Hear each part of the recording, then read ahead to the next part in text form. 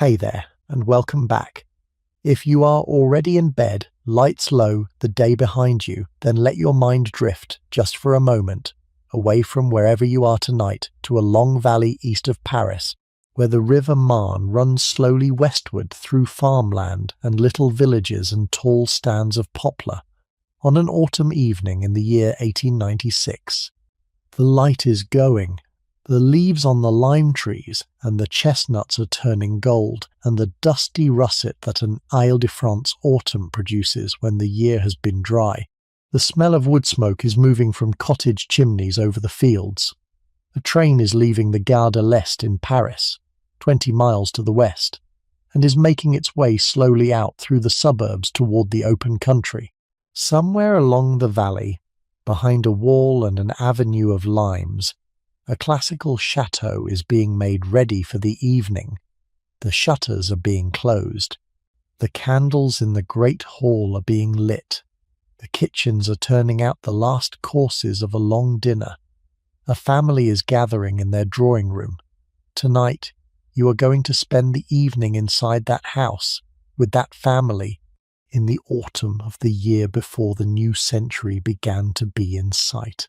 If you have not yet subscribed to the channel, please do, and let me know in the comments where you are listening from tonight. One of the loveliest things on a script like this is hearing where people are scattered over the world. Country houses with long layered histories exist almost everywhere. The big one near where I grew up had been 3 different things across 3 centuries. Wherever you are tonight, there is almost certainly some old building near you that has held more than one life. Tell me what your version of it is and what era of it most appeals to you when you imagine yourself inside it. The chateau you are about to visit has at least 3 lives stacked on top of each other: a financier's folly, a royal mistress's retreat, and now, in the year we are about to enter, a Jewish banking family's country home at the height of Belle Époque, France. I would love to know which of those would have drawn you in.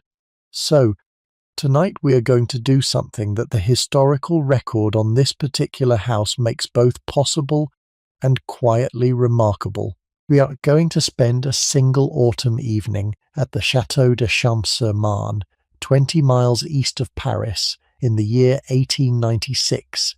In the company of the family who had bought the house the previous year and who were now settling it into a new chapter of its long life. The house itself had been built almost 200 years before, in the first years of the 18th century, as the country retreat of a financier of the Regency named Paul Poisson de Beauvalet, who had risen from a humble background to become among the richest men in France, and who had spent some of his money on a modest, elegant, classically proportioned chateau just upstream of the village of Champs-sur-Marne. The house had then passed through a sequence of noble owners over the 18th century, including, for 2 quiet years in the late 1750s, the Marquise de Pompadour, the most famous royal mistress in French history, who had rented it as a retreat from the relentless choreography of the court at Versailles.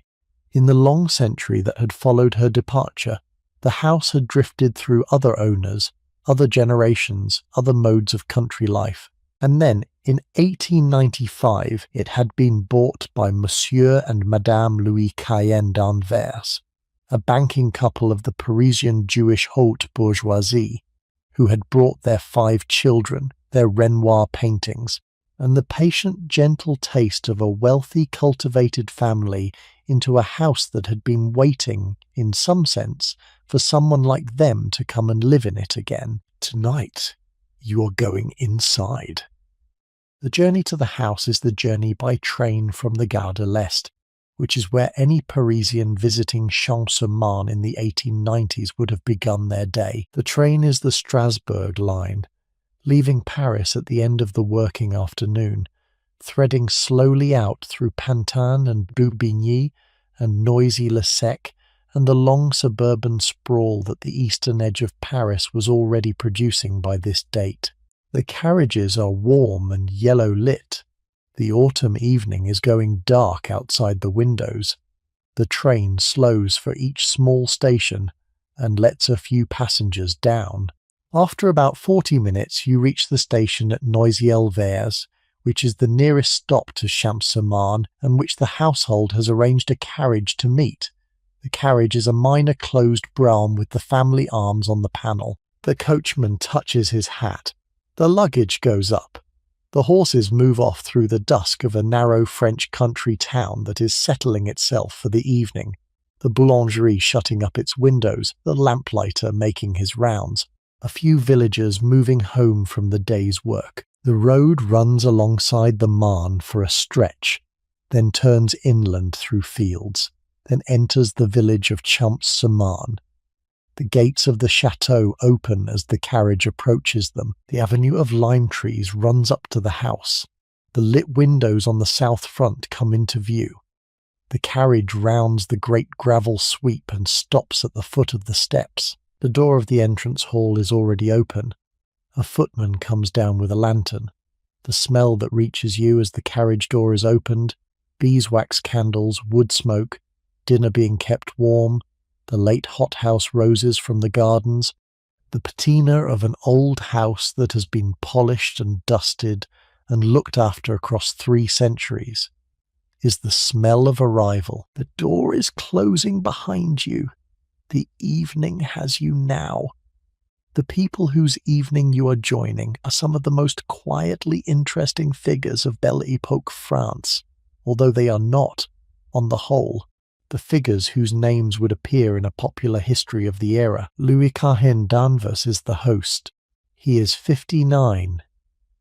He is the head of a leading Jewish banking family of 19th century Europe, the Antwerp branch of a wider clan that had its origins in the Rhineland and that had covered the financial capitals of the continent in the generations after the emancipation of European Jews in the early decades of the century. He is a quiet, cultivated, somewhat shy man who would rather discuss music or paintings than the business of the bank, and whose marriage 34 years earlier had brought him into the same Parisian social world as the Rothschilds, the Reinecks, the Commandos, and the other great Jewish families of the Belle Époque French capital. Louise Cahen Danvers, the hostess, is 51.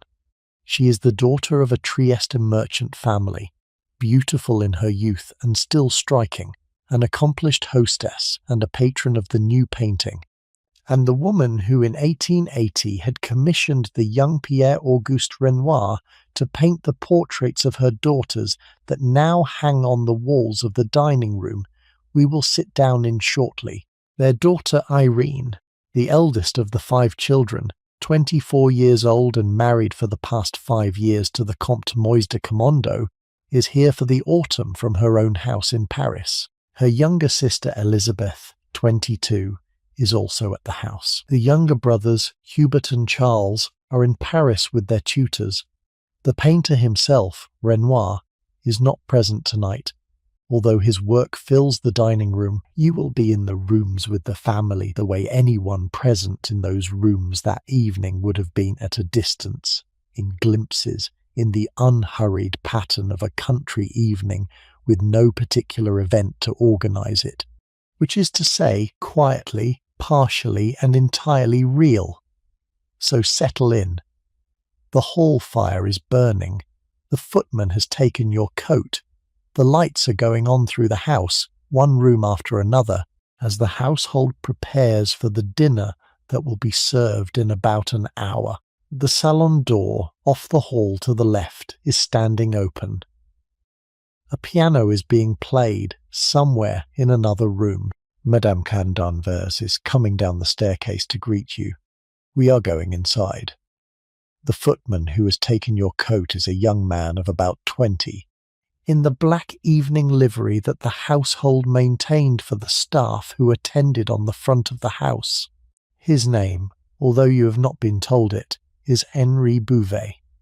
He has been with the family for 2 years, since his 18th birthday, having come up to them from a farm in Normandy through a recommendation from an aunt who had been in service with a related family. He is competent.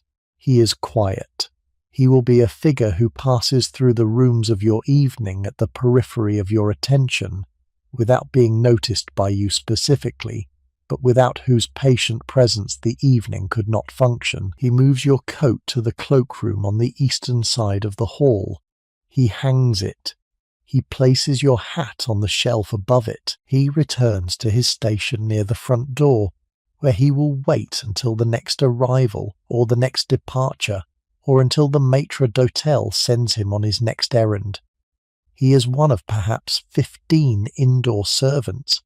The household keeps at Champs, in the standard staffing pattern of a Belle Époque country house, where the work of preparing and serving meals and maintaining the rooms and looking after the family is divided among the low specialized hierarchy of attendants that the era's domestic service had developed. The maître d'hôtel, a man of about 50 in the black coat and white waistcoat that the senior household servants wore in the evening, has appeared at the door of the salon to receive you formally. His name is Jacques Mercier. He is the cousin of Honoré Mercier, the butler, who is at this moment in the cellar working out the wines for the evening. The two Mercier cousins between them have been with the Caen d'Anvers since the late 1860s, having come to them from a service family in the Salon, whose father had been a steward to one of the lesser Rothschilds in the previous generation. The two cousins run the indoor staff of the household between them. Jacques is in charge of the dining room and the rooms of the family's daily use. Honoré is in charge of the wines and the silver and the more ceremonial occasions. The arrangement has worked for nearly 30 years, with the two cousins occasionally disagreeing about simple administrative matters, but never about anything serious, and the household has continued to be run on the patterns the two of them had worked out together in their first decade of service.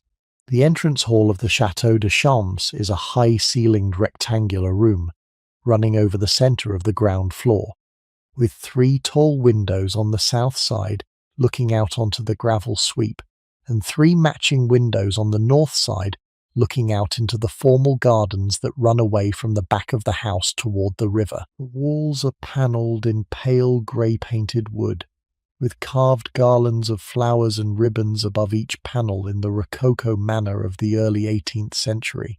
The floor is of black and white marble in a diamond pattern, polished to a soft sheen by the attention of the household staff.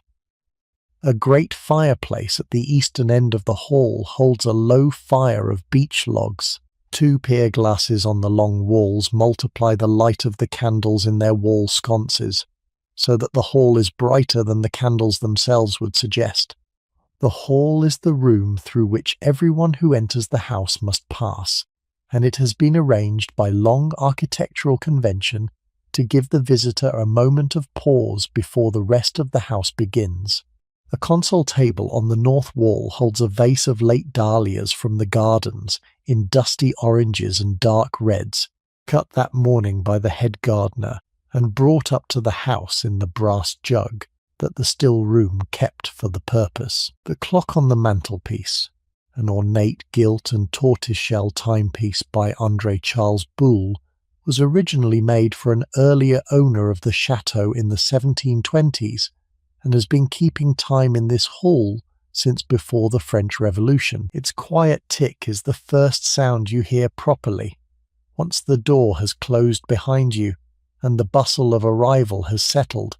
Madame Caen d'Anvers is coming down the great staircase that rises from the eastern end of the hall. She is in a gown of dark blue silk, with a high collar and long sleeves, the discreet evening dress of a Belle Époque hostess, who does not need to demonstrate her wealth through the bright extravagance of her clothing.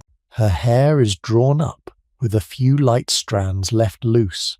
A jet brooch is at her throat. She moves down the stairs without hurry, in the unhurried bearing of a woman who has been a hostess for 30 years and who has learned that hurry is the one sign of an unconfident hostess. She greets you at the foot of the stairs in the manner from that era. A slight bow, a few words of welcome, an inquiry about the journey, the offer of a glass of something in the salon before dinner. Her French is the French of educated Paris, precise and unhurried, with the slight Trieste cadence that her childhood in northern Italy had given her and that she had never entirely lost. She takes your arm. She leads you over the hall and through the open door into the salon. The salon at Champs is the room that runs the length of the south front of the house, with 5 tall windows looking out over the gravel sweep and the South Avenue. It is the room in which the family lives in the autumn and winter, when the gardens are not yet warm enough for the morning room on the north side, and it is the room in which guests are received before dinner. Its walls are panelled as the hall is in pale grey-painted wood with carved decoration, although here the carving is finer and more elaborate, with sprays of flowers and trophies of musical instruments, and the playful putti that the Rococo style of the early 18th century preferred. The panels were made in 1707 by the workshop of Hardouin, who had also worked at Versailles, and they had been kept and restored by every subsequent owner of the house, in the long understanding that they were among the finest pieces of early Rococo woodwork in northern France. The ceiling is painted with a scene of aurora and the dawn, in pastel colours that have faded gently over the centuries.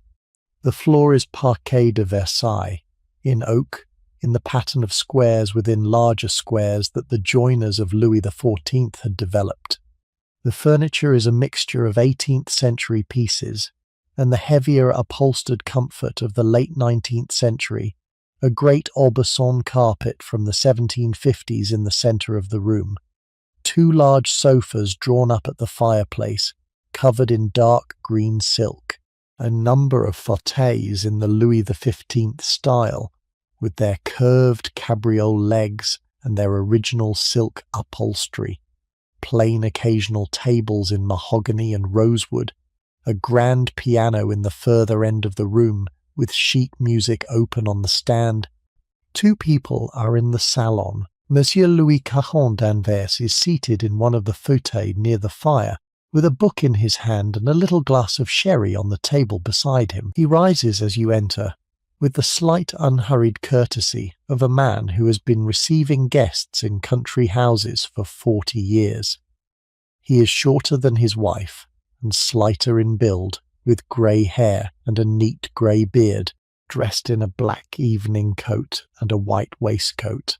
His face is the sort of quietly attentive face that the photographs of late 19th century men of business have given us. A little tired, a little watchful, the eyes more interesting than the conventional formality of the rest of the expression would suggest. He greets you. He gestures toward the second sofa near the fire. Mademoiselle Elizabeth, the younger daughter, is sitting on the sofa opposite, with a piece of needlework in her lap, and a white spaniel asleep beside her on a cushion.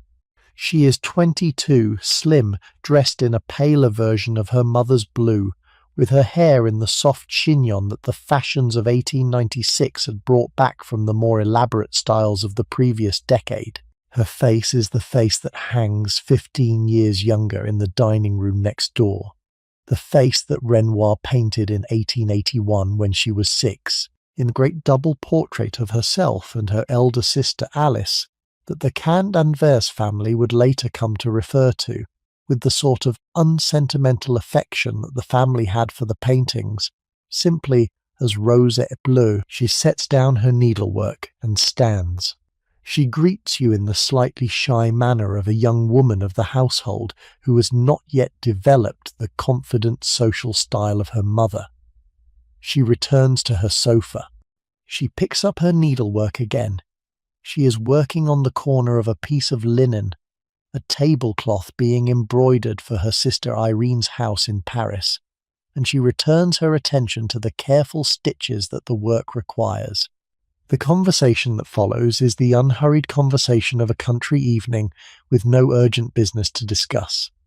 The weather, the journey, the autumn colour in the gardens which the head gardener had been pleased about all week, The news from Paris, which Louis offers in the dry, slightly amused tone of a man who has been reading the morning papers for 40 years and who has stopped being startled by anything they say.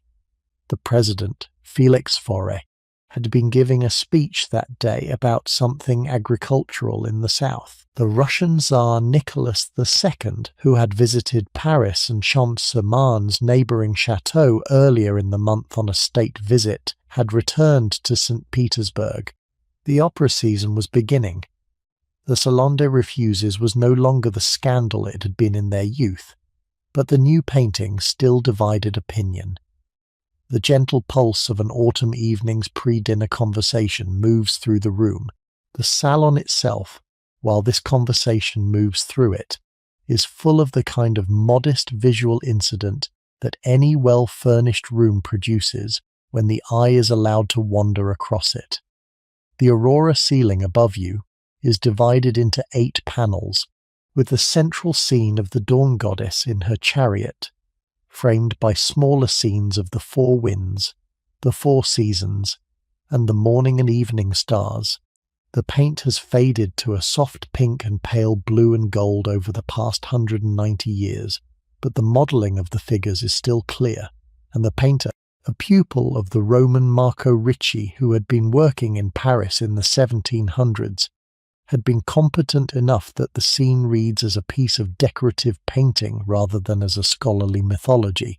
The wall sconces are of gilt bronze in the form of acanthus leaves, holding the candles, 6 of them around the room, each holding 2 candles. The fireplace at the centre of the inner wall is a piece of grey marble veined with white, with a clock on the mantel, a smaller gilt timepiece by Leroy from the 1750s, and a pair of porcelain figures from the Sèvres factory on either side of the clock. The hearth itself is laid with the kind of slow-burning beech logs that the household preferred for the salon, since beech gives a steady warmth without the smoke that the cheaper oak would produce in this room with its delicate panelling. On the wall opposite the windows, between 2 of the wall sconces, is a small landscape painting by Camille Corot, which Louise had bought in 1875 at a sale at Drouot for what she had thought, at the time, was a substantial price, and what had turned out, 2 decades later, to have been a bargain. The painting shows a view of the Italian Campagna in early morning, with a group of figures by a stream and a line of trees behind them, and the soft silvery light that Corot's late paintings specialized in. It is the only Corot in the room. The rest of the wall hangings are 18th century, 2 minor landscapes attributed to Hubert Robert on the wall by the door, a set of 4 engravings of Roman ruins by Piranesi between the windows, a single mirror in a gilt frame above the fireplace that reflects the room back at itself in the warm half-light of the candles. The smell of the salon at this hour is the smell that the great drawing rooms of late 19th century French country houses had developed over the long evening habits of their owners' beeswax from the polished wood smoke from the fire, the faint tobacco of the host's cigars from earlier in the day, the dried lavender that the housekeeper had hung in little bundles from the wall sconces during the summer, and that still gave off the smell of last summer's stems, and underneath all of it the cool, dry smell of the polished marble of the fireplace and the silk of the upholstery. The room has, in its mixture of scents, the quality of a room that has been lived in for many years by people who know how to maintain the air of a drawing room over the slow turning of the seasons. After a few minutes, Monsieur Kahn d'Anvers, who has noticed you looking at the carved panelling, offers to tell you a little of the house's history before dinner. He has become, in the year since the family bought the property, something of an amateur historian of the place. He has read the surviving records. He has corresponded with local antiquarians. He has worked through the inventories that the previous owners had left in the muniment room. The story of how this particular house came to be standing where it stands is a story he enjoys telling, and the autumn evening before a quiet family dinner is the right moment for him to tell it. The man who built the house was Paul Poisson de Beauvalet, who in the first years of the 18th century was among the richest men in France. He had been born in 1660 or thereabouts, the son of a modest provincial tax official, and he had risen through the world of French royal finance by the combination of intelligence, ambition, and a moral flexibility that the financial system of Louis XIV's late reign required of those who succeeded in it. He had begun as a clerk in the office of one of the great tax farmers, the men who paid the crown a lump sum each year for the right to collect a particular tax across a region of France, keeping whatever they could extract above the contracted figure as their personal profit. He had risen through the tax farms by his ability with figures and his willingness to take risks. By the 1690s, he was a tax farmer himself. By the early 1700s, when France was bankrupting itself in the wars against William of Orange and the Grand Alliance, he was lending money directly to the royal treasury at rates of interest that the crown would later regret. By 1707, when this house was being completed, he was the personal banker of the Princess Palatine, the sister-in-law of Louis XIV, and a dominant figure of the late Versailles court, and he had become so visibly wealthy that the public hostility of Parisian opinion against him was, in the dry phrase of one contemporary observer, beginning to become inconvenient. He had bought the land for the château in 1699 from the previous local seigneur, a minor noble whose family had been at Saint-Simon since the late Middle Ages, and whose finances by the late 17th century had become difficult enough that selling the family estate was the only remaining option. The site was perfect for the kind of country retreat Beauvalet wanted to build. It was 20 miles east of Paris, close enough to be reached in a single day's drive by carriage, far enough to be genuinely in the country. It sat above the south bank of the Marne, on a slight rise that gave a long view over the river valley. The soil was good, the water was clean, the local village was narrow and would not interfere with the privacy of the estate. He commissioned the architect Pierre Bullet, a leading domestic architect of the late 17th century, to design the house and the gardens.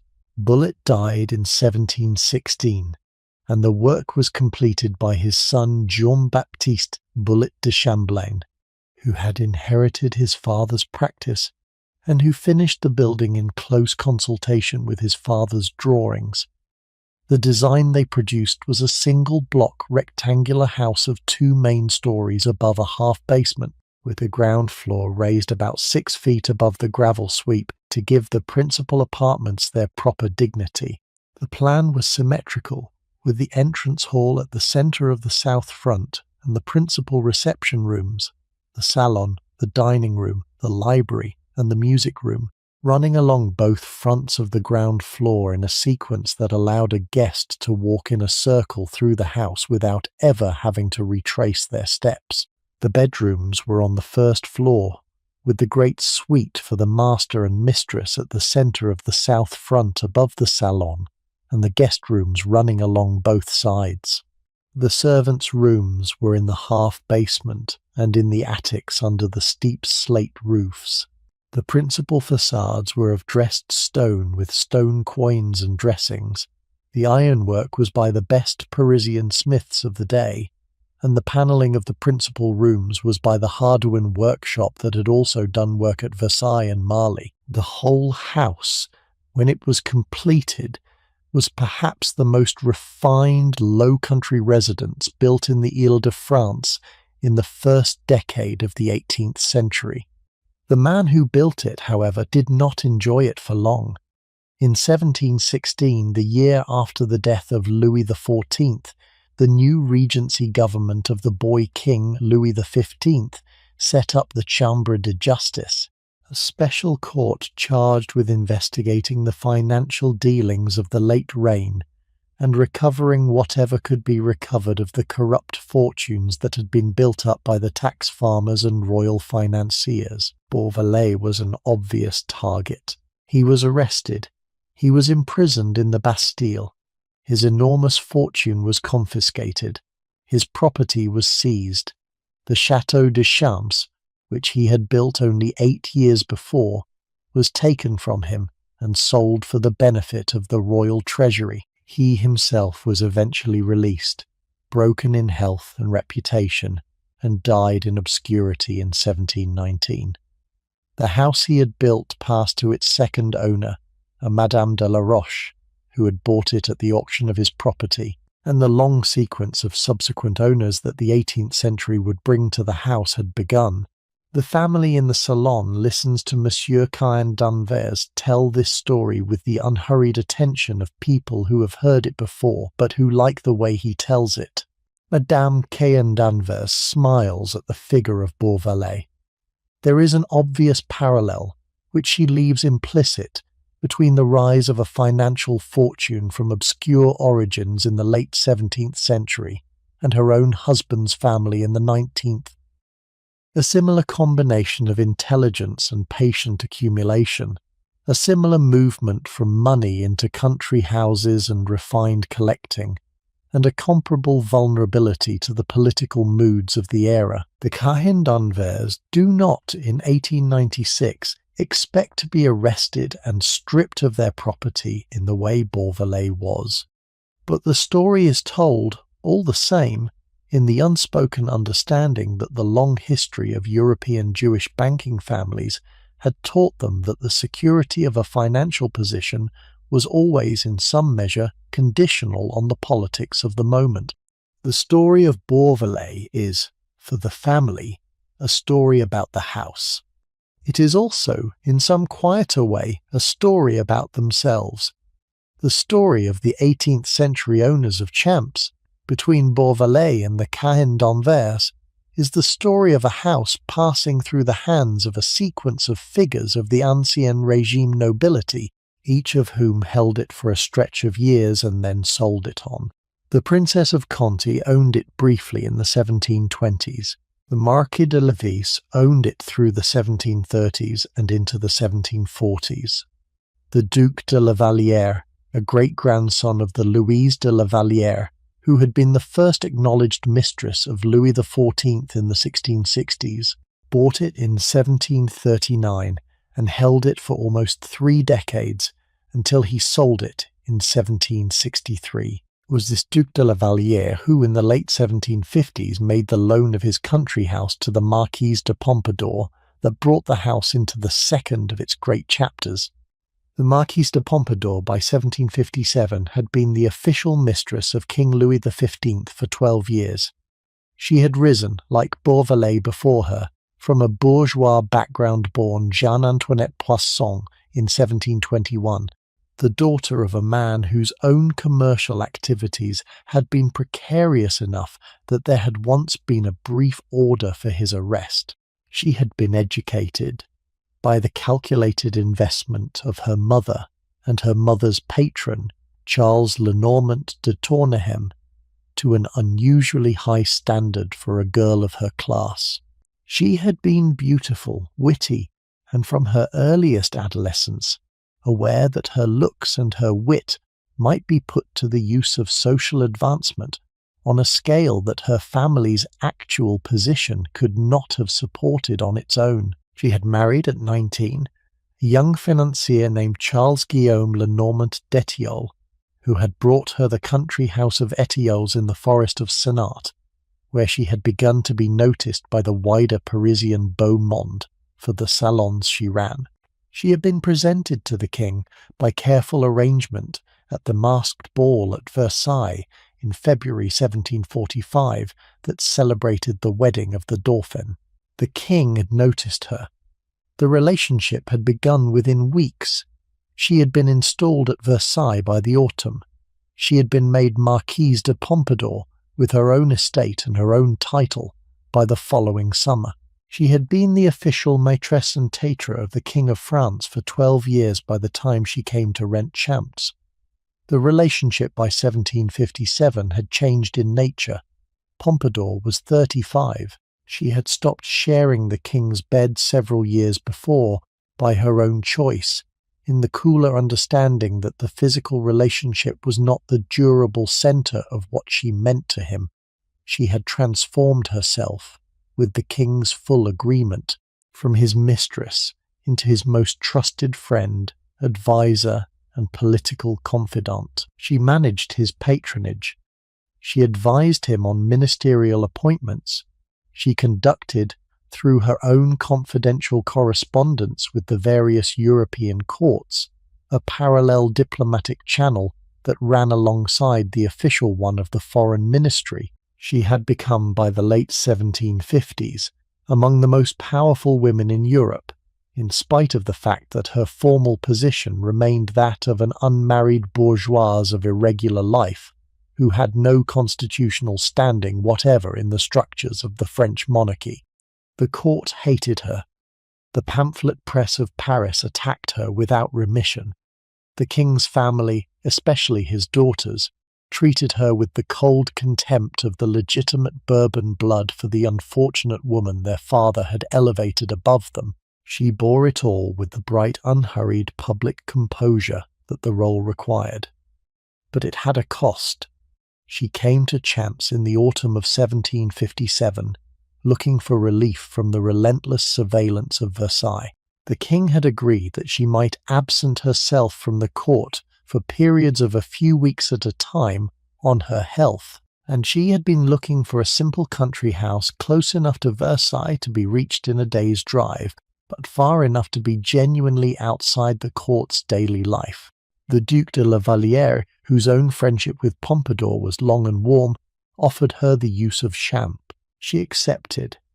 She moved into the principal first-floor apartment of the house, the one above the salon, with her own plain household of confidential servants.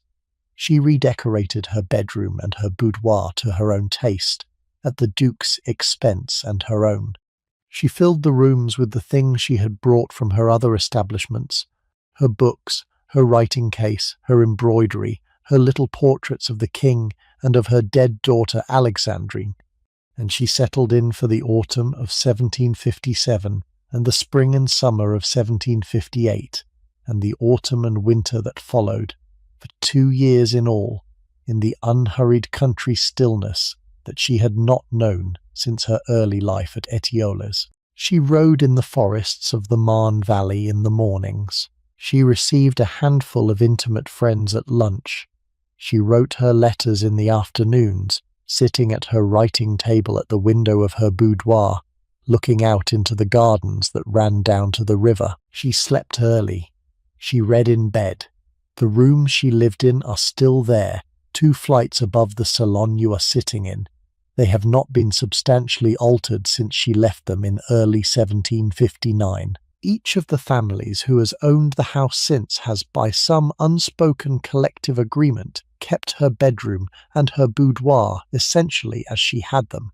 The Cahen Danvers, when they bought the house, were told by the previous owner about the Pompadour rooms, and were taken up to see them on the second viewing of the property, and decided on the spot that they would not change them.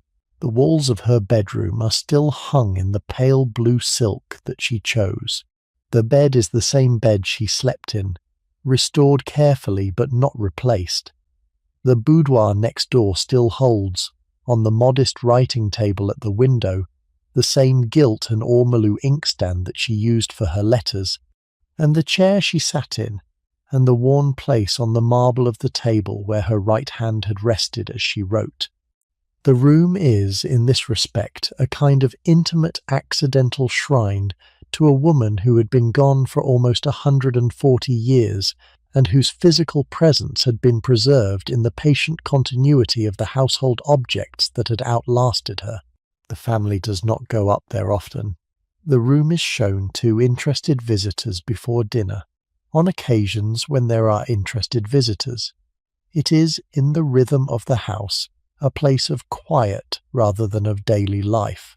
Madame Cahen Danvers, in the salon, mentions that you might like to see the Pompadour rooms after dinner, if you have not had them shown to you on a previous visit.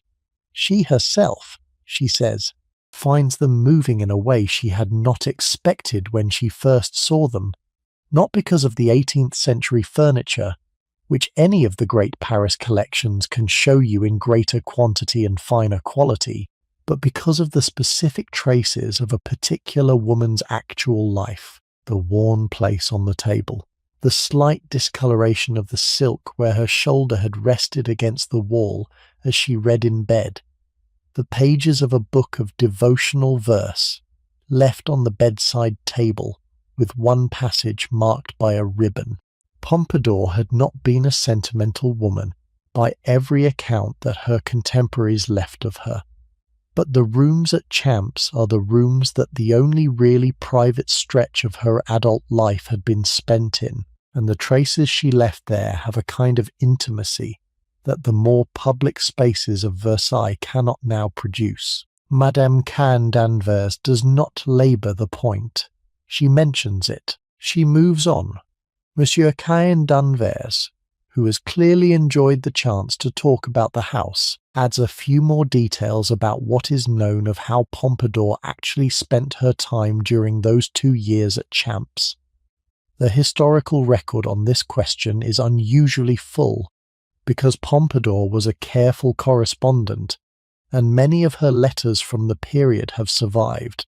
She wrote daily to the king at Versailles, in a long sequence of letters that mixed political advice, court gossip, household administration, and personal affection in the unguarded way of letters between two people who had known each other intimately for 15 years. The king wrote back, less regularly, but often enough that the correspondence held the relationship over the distance. She wrote also to the minor circle of her trusted political confidants, the foreign minister, the Duc de Choiseul, the Controller General Bertin, the Maréchal de Belle. The letters from Champs were sometimes dated specifically and described the immediate setting from which they were written. We know that she walked in the gardens in the early mornings, accompanied by her favourite maid, Madame du Hosset, who would later write a memoir of her years in Pompadour's service. We know that she rode in the forests of the Marne Valley in the late mornings, on a gentle mare named Princess that the Duc de la Vallière had provided.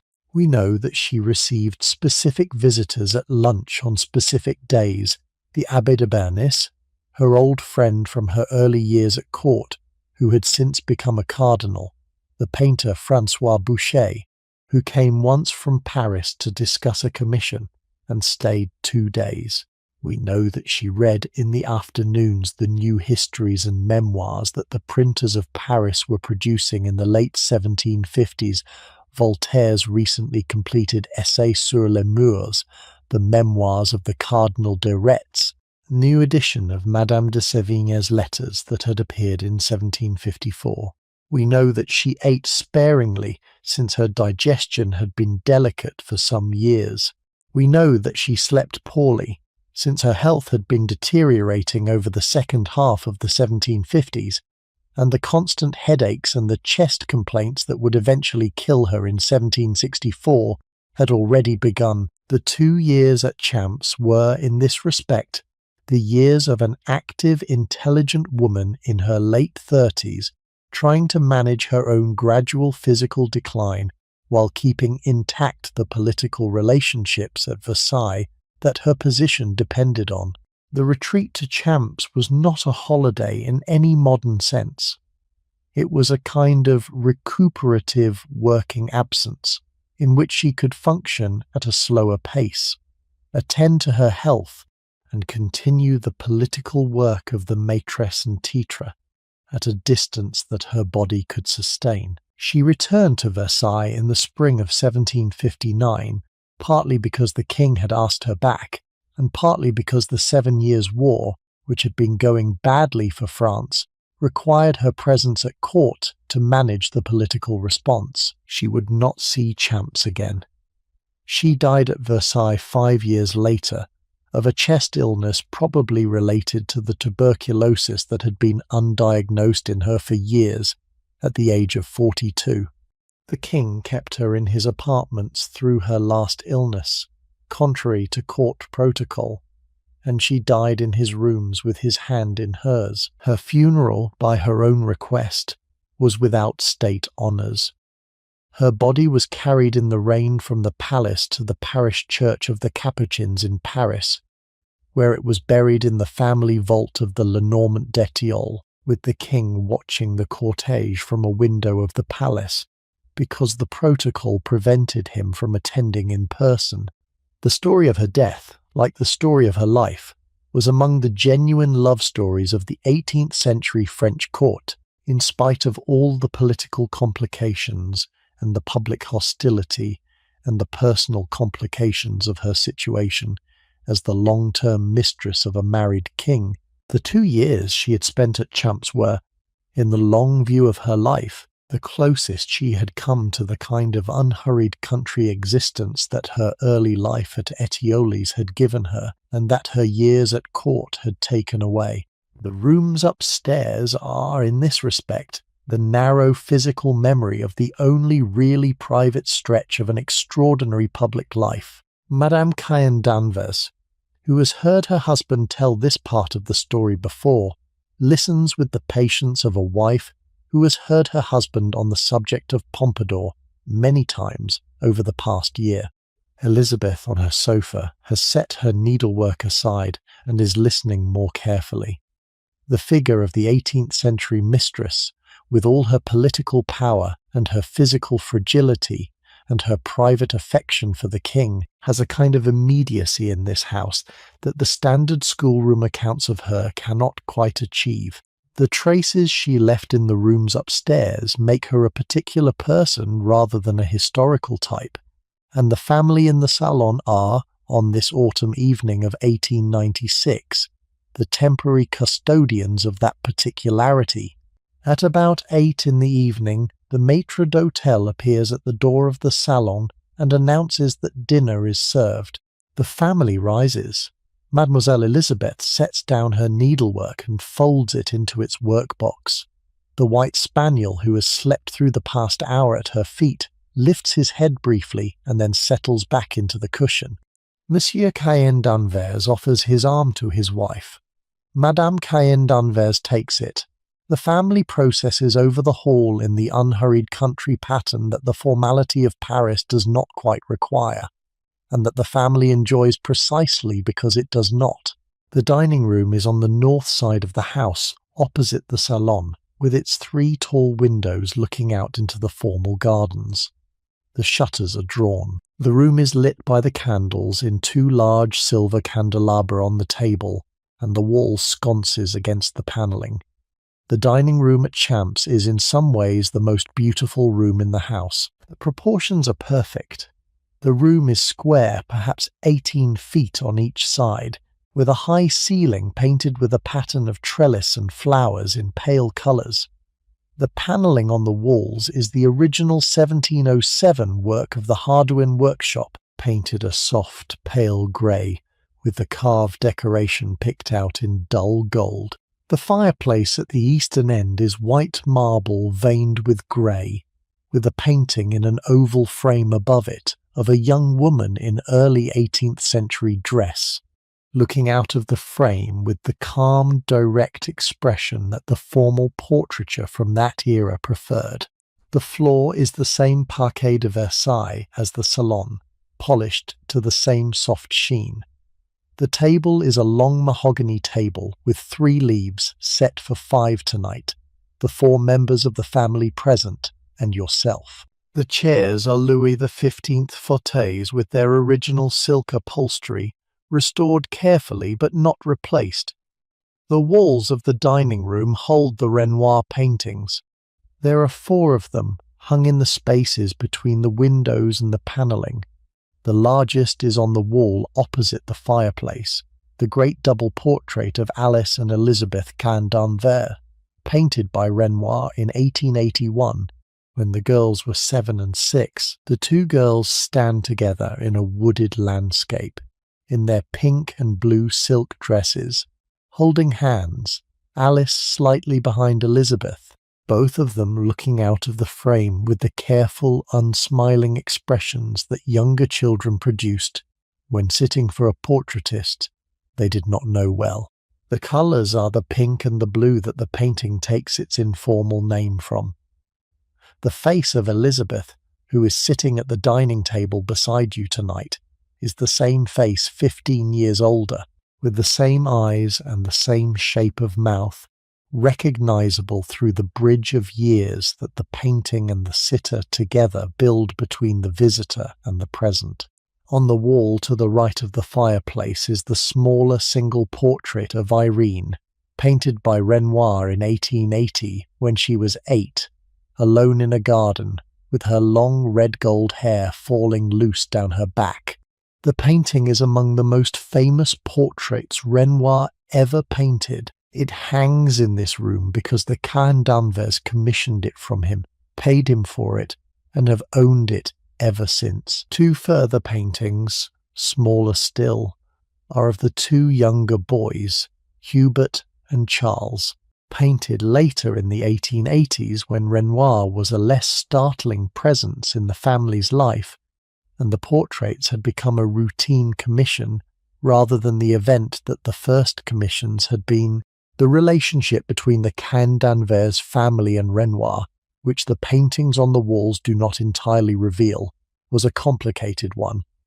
Louise Caen d'Anvers had been an early commissioner of Renoir's work in the late 1870s, when she had been introduced to him through Charles Ephrussi, the editor of the Gazette des Beaux-Arts, who was the principal figure of the Jewish patronage of the new Impressionist painting in those years. She had commissioned the portrait of Irene in 1880 for 1,500 francs, which was a reasonable price for a single portrait by an artist who was at that point still struggling to make a regular living from his work. Renoir had come to the family's Paris house, the Hôtel Particulier in the Rue de Bassano, and had painted Irene there across a number of sittings in the summer of 1880.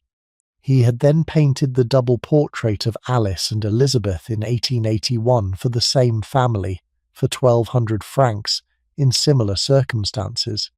The paintings had been finished. They had been delivered. They had been paid for, eventually, after some delay that had irritated Renoir. What had then happened to the paintings after their delivery was the source of Renoir's long subsequent resentment of the Caen d'Anvers family. He had imagined that his commissioned portraits of the daughters of a leading Parisian Jewish family would be displayed in the grand reception rooms of the family's Paris house, in the place of honour that society portraits had traditionally been given by their patrons.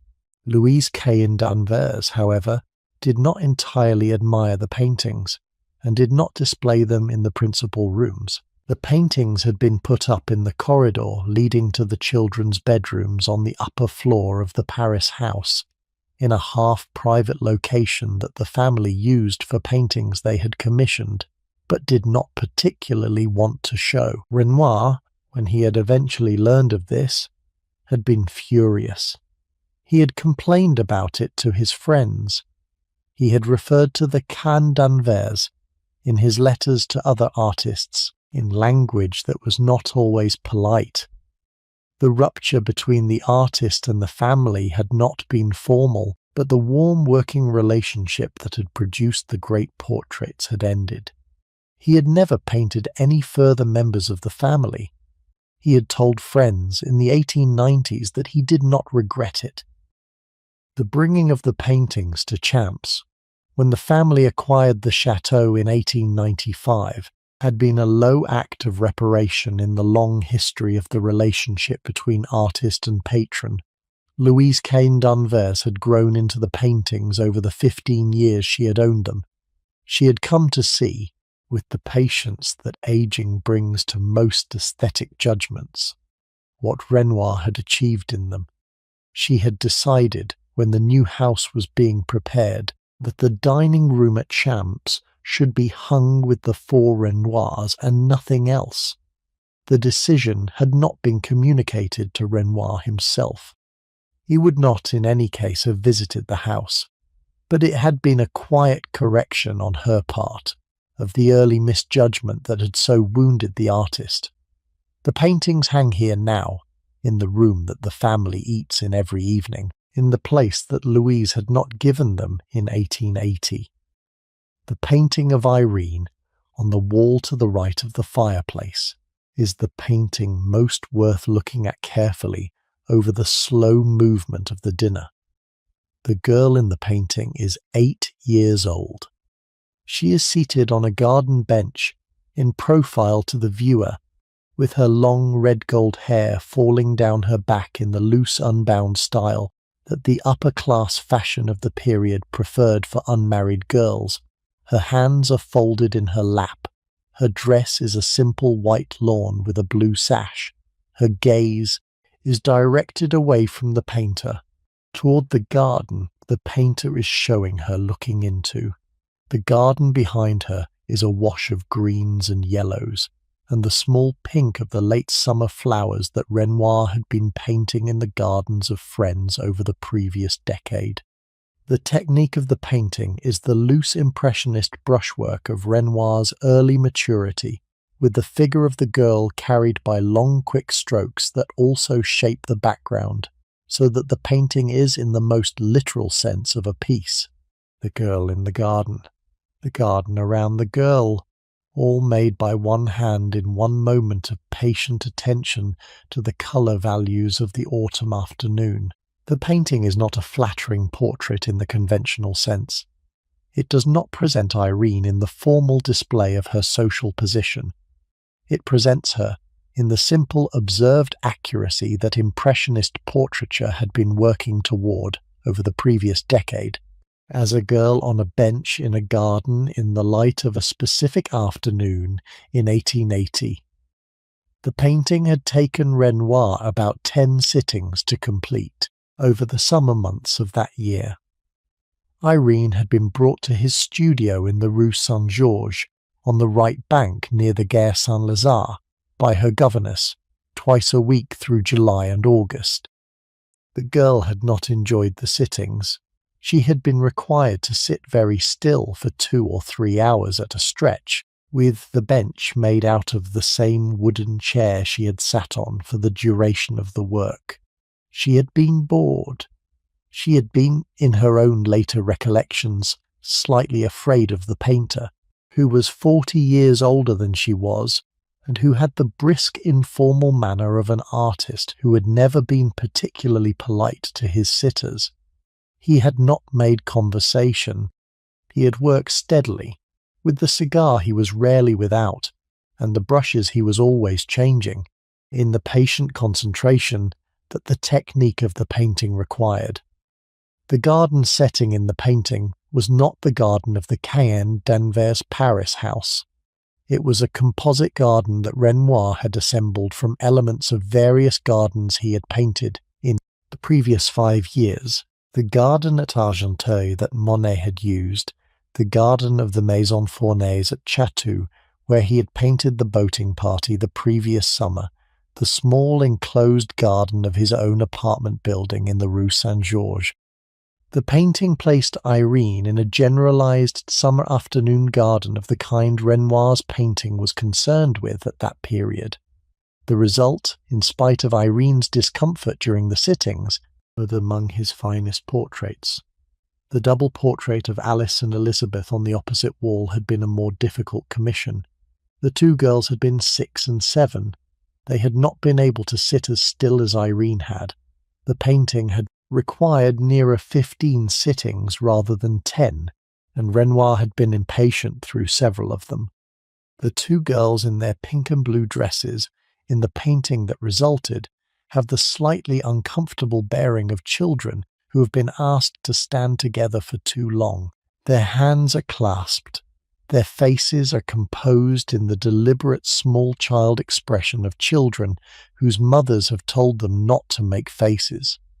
The painting is an honest record of what the sittings had actually been like. 2 little girls in the studio of a difficult painter, trying to do what was asked of them in the patient way that the daughters of conscientious mothers learn to do at an early age. The painting is, as a result, less successful than the single portrait of Irene. It captures the awkwardness rather than the freedom, but it captures it with a particular kind of unsentimental accuracy that has its own value. The small portraits of the two boys, Hubert and Charles, painted later in the 1880s, are conventional portrait commissions of the kind any society painter of the period might have produced. They are competent, they are not particularly distinguished. Renoir by that period had been painting the family's portraits for nearly a decade and had developed the kind of work formula for them that any portraitist eventually develops with a long-term patron. The boys had sat. He had painted. The paintings had been delivered. The transactions had been less interesting by that date to either the artist or the family. The dinner that is being served, while you sit looking at the Renoirs and listening to the family settle themselves around the table, is the standard 6 or 7 course dinner of a French country house in 1896. The food at Champs is not, by every account you might hear about it, the most innovative cooking in the Ile-de-France. The Caen-d'Anvers do not run a famous table.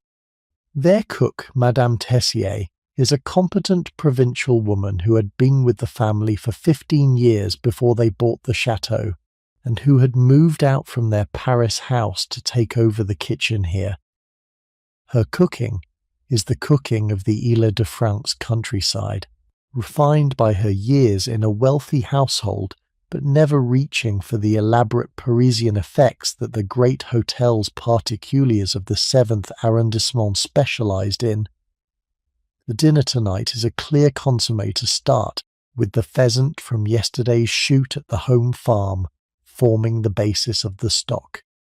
Then a fillet of sole with a butter and lemon sauce, brought up from the Channel coast that morning, and served with thin slivers of cucumber. Then a saddle of mutton roasted slowly through the afternoon with rosemary and garlic, served with a gratin of late autumn vegetables from the kitchen garden potatoes, the last of the courgettes, parsnips, a few mushrooms gathered that week in the woods behind the house. Then a green salad with walnuts. Then a small tart or pommes made with the apples from the orchards. Then coffee in the salon. The wine is brought up from the cellar by the butler, a man named Honoré Mercier, who has been with the family since their wedding in 1862 and who knows the cellar better than anyone in the household. He pours with the unhurried precision of his profession a chilled Chablis from the Côte de Beaune, with the sole a claret of 1881 from the Medoc with the mutton, a glass of Sauternes with the tart. The wine is good but not showy. The Caen-d'Anvers, like most Jewish families of their generation in Paris, had built their cellar in the steady understanding that good wine was a daily necessity rather than a competitive luxury, and they had bought over the decades from a few trusted merchants in the Rue de la Trémoire, taking what was offered each year, laying it down for the appropriate stretch of time, and drinking it when it was ready.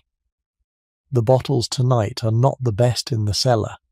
They are appropriate to a quiet family dinner with one guest. The conversation over the dinner moves through the unhurried subjects that the household tends to discuss when it is not under the formal pressure of a larger dinner with political or social weight to it. The Tsar's recent visit to France is mentioned again, more fully than in the salon. Madame Caen-d'Anvers had been at a gala reception in Paris during the visit, and offers a brief, dry account of it, the heat in the rooms, the length of the speeches, the curious shyness of the young Tsar Nicholas, who had clearly not wanted to be there. Monsieur Caen-d'Anvers, who had attended a separate banking dinner during the visit, mentions, with a slight shrug, that the new alliance between France and Russia, which the visit was meant to celebrate, was, in the private opinion of most of the Paris bankers he had spoken to, less stable than the official rhetoric suggested.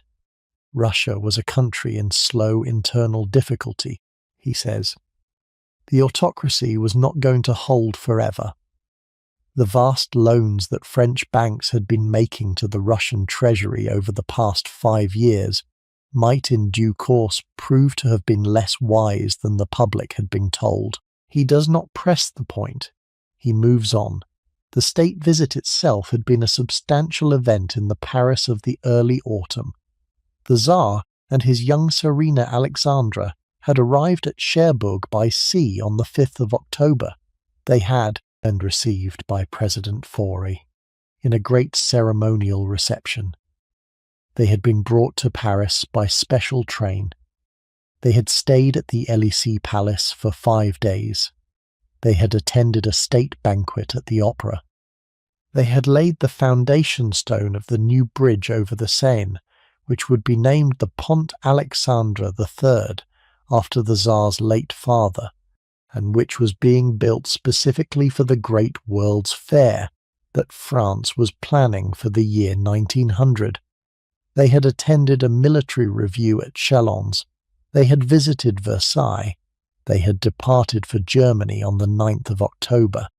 The whole visit had been organized in its political symbolism as the public confirmation of the Franco-Russian alliance that the two governments had been working out since 1891, and that was by 1896 the central pillar of French foreign policy against the German Empire.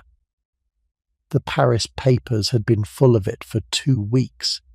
The political class had been discussing nothing else. The Caen d'Anvers, with their banking interests in Russian government bonds, had been more interested in it than most of the Paris haute bourgeoisie, but even they had become tired of the public theatre by the end of the 2nd week. Elizabeth, the younger daughter, asks her father about a book she has been reading, a new novel by the writer Anatole France, who had recently published a satirical work about a country priest in the Vienne. The novel had been making the rounds of literary Paris.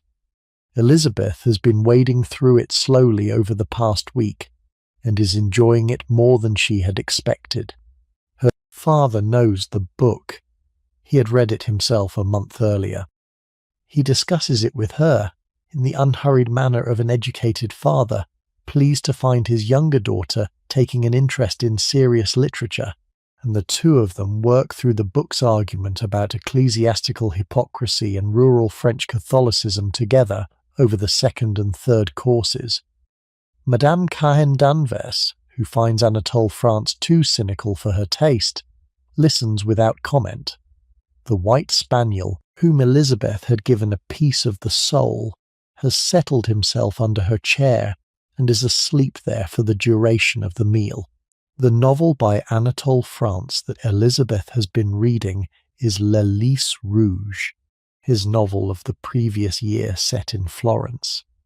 The conversation about it is the conversation between an educated father and his educated younger daughter about a novel of contemporary French letters in the patient, unhurried manner that a French country dinner allows for.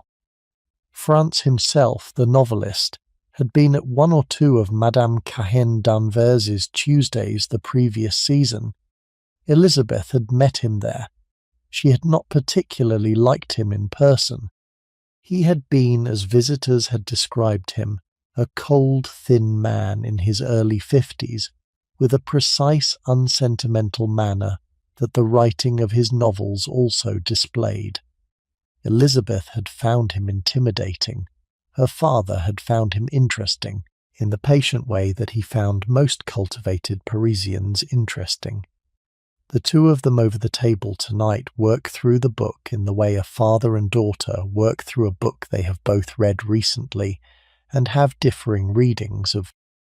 The conversation turns at some point in the 3rd course to the question of the family's children in Paris, the 2 boys with their tutors, the elder daughter Irene in her own house at the Rue Hamelin, the matter of when each of them might next be coming down to Champs.